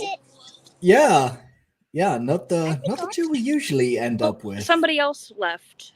Oh, I guess we're with 3 or Yep. 2.5. Nope. Hey, yeah. You How want to tell you them your doing? name? I'm Lily. Well, nice to meet you, Lily. I'm Stein. What was Hi. his name? Can you say it again for her, please? Stein. Stein. Stein. Yeah. Yes. Hi, Stein. Hi. I like your name. Thank you. It is a family name, I believe. Ah. I don't know. You know how There's families a are. flower called a lily. At max volume. Sorry about your ears. I was named after a lily No, it's flower. Yes, you were named after a lily flower, but I think it's a family name too. But you know how that family folklore goes. yeah. And don't worry about the volume. I got 2 kids myself. I know how loud they can get. Oh yeah. I'm surprised I still have hearing left. Oh yes. Well. And then dealing with Firefay, her kid as well, who luckily is a bit older but still chatty. He's still a chatterbox. Yep, it's inside. Come on. Inside. I need to fall. Oh. But no, my son has been in his room just kind of hanging out. He's got Legos, so he's good. Awesome. But it got a little too cold. Yeah, no, I get that. Like here, it's actually it's quite warm for the time of year. We're at 9 degrees, well, Celsius. That is, of course. Oh, okay, so that's around like 40 Fahrenheit. I don't know either. No, I mean I'm Dutch. We don't do Fahrenheit. No, yep. we had a couple of jokes about that over here, I suppose. I'm sure you've heard them as well. As we have many jokes about that I'm sure as well. Yep. It's a different 9. joke, sweetie. No, I don't want to tell him a joke. If you got a good joke, tell me. Yes. No, I love jokes. I just said you were playing in your room. That's all. What did the teapot say to the chalk? What did the teapot say to the chalk?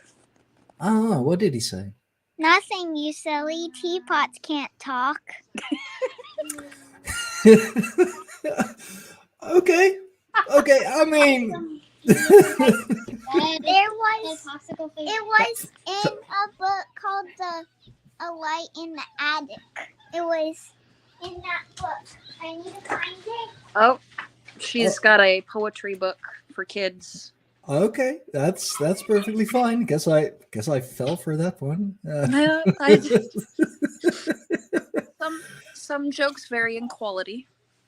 I mean, this was a good one, and I need to find this other joke.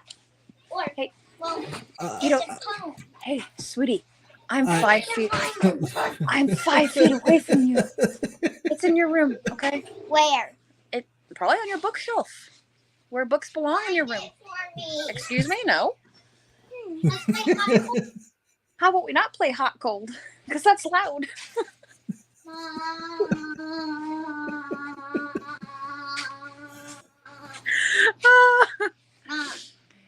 Can you please find it for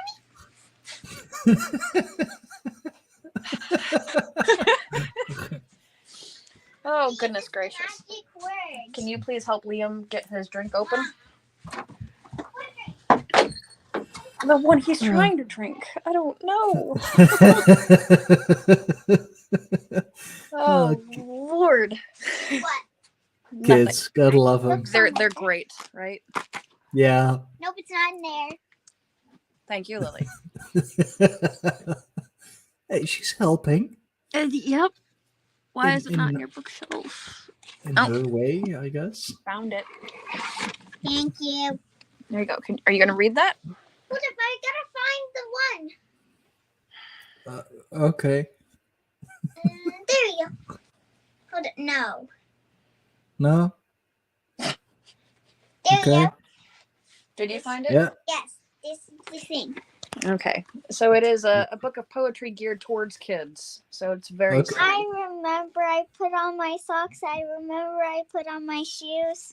I remember I put on my tie that was painted in beautiful purples and blues. I put on my coat to look perfectly grand at a dance, yet I feel there is something I may have forgot. What is it? What is it? Pants. Yeah. You can see it. Yeah. Yeah. That's That is like, 8-year-old humor right there. Hold on, don't look. that's still like 31-year-old humor as well. I'm still laughing about that. So hang on, sweetie. Why did it say? What did the carrot say to wheat? Okay. I feel like it's been hijacked. The beetroot say to lettuce? Lettuce rest. I'm feeling beat. What did the beetroot say? Yeah. Quality entertainment right here. Hey, What I did guess. the paper say to the pen? Do tell. No, I feel quite all right, my friend. Okay, yeah. What did the teapot say to eat chalk? Well, you just told that one. Yeah, I found it. Okay. And why did chalks and teapots need to have legs and shoes? Because the artist decided. Because the artist drew it that way. Okay. Wait, Mom, look on this paper. What did the pen say to the paper? I feel all right. Look. Yep. The picture matches the poem. Yay! What? Shocker. Right? I should hope so. Oh. Hey, can you get? I think I might have to head off here. Stop making funny noises. Oh my goodness gracious. Yep. It has been nice talking to you in person. Yeah, no, it sure was. I guess stream kind of got hijacked, and we were on for the Joker hour. Yep. I'm so sorry. It's all good. I love a good joke, and these were good. They were jokes. Yeah, let's say that they were jokes. Hi. What up, buddy? My name's Liam. I'm Sty. Nice to meet you. His name is Stay. Hi, Stay. Hiya. I'm gonna get off of here now, okay? So that way you guys can have all of my attention that you want, all right? Which apparently is so desperate. All of it. Desperately wanted and needed. And all right, it's like I haven't been here all day. Oh, you'd almost think so. Yeah. Can I show you my best friend's shop? Hey, can we do that later? I mean, I got no. Okay, no. That's yeah. But another 45 minutes, because then you'd have to meet the family and the friends of. Oh. I mean, Just Chomp, okay? I guess I didn't have a choice. I like what she is wearing. Okay. Yeah. Apparently, if I say it, then I can't do it. So I'm just gonna mime it. Yeah. Let's see if they fall for it. Oh, all right. Well, I will see you again. Yeah, we'll talk on the next one. Bye. Bye. Well, and then it was just me. Guess I might as well wrap it up here. It's been great. It's been another fun podcast. It's been another fun meat hall. We got to talk a lot about a lot of good things, a lot of interesting topics, a lot of more controversial topics, and weave them into something very interesting. Astrology, ley lines, just whatever. See, this is what the meat hall is about. That is what I love. No one topic, no one guest, just a lot of different people on, bunch of people on, talk about whatever we want. Someone coming in between with a weird ass video who I kicked off stream and banned like real quick. It's not that kind of a stream, guys. I hate to say it, but I mean, I guess that's what you get for putting the link out in public. And I guess we ended the stream with or the meat hall with some good jokes, whom I definitely gonna have to listen again because I do like him. You know, they are definitely kids' humor, but it's still funny. So thank you all who joined me tonight for the meat hall. Thank you all who brought their best and all the goodies in the live chat. I'm gonna sign off. I'm gonna leave it at this. Probably get something to eat. I'm hungry. Like I said, I've already been. I'm down half a jar of peanut butter, so it's time to get some actual food, even though it's like a 1:45 a.m. Thank you all. Next mead hall is probably gonna be either Saturday the 21st or Sunday the 22nd. It's gonna be a birthday mead hall. Birthday for me, for the Jarl. I'll be turning 31. Yes, I know. I thought 30 was old. Now I'm already going past 30. But you will all know in due time. Yeah, I'm stretching it. I'm trying to save things by now. So I'm gonna enjoy the rest of my evening with Fire Faye. The first actual podcast of the new year is going to be on the 11th. That is coming Wednesday, and that is going to be. Let me check my agenda real quick. Yeah, that is going to be with Elwood's Organic Dog Meat. Maybe a bit of a controversial one they have, but I'm gonna tread carefully, and it's all about the farm and farming and organic farming. That's why I want them on. And everybody likes different things. Everybody is able to make it different things. Everybody has their own diet. We're all about being open-minded here on the Greyhorn Pagans, on the Greyhorn Pagans podcast, and in the tribe of the Greyhorn Pagans as a whole. So, thank you all. Have a good night. Have a good evening. Europa Invicta. Thank you all. Hail the old gods. And bye-bye. See you later. Bye, guys.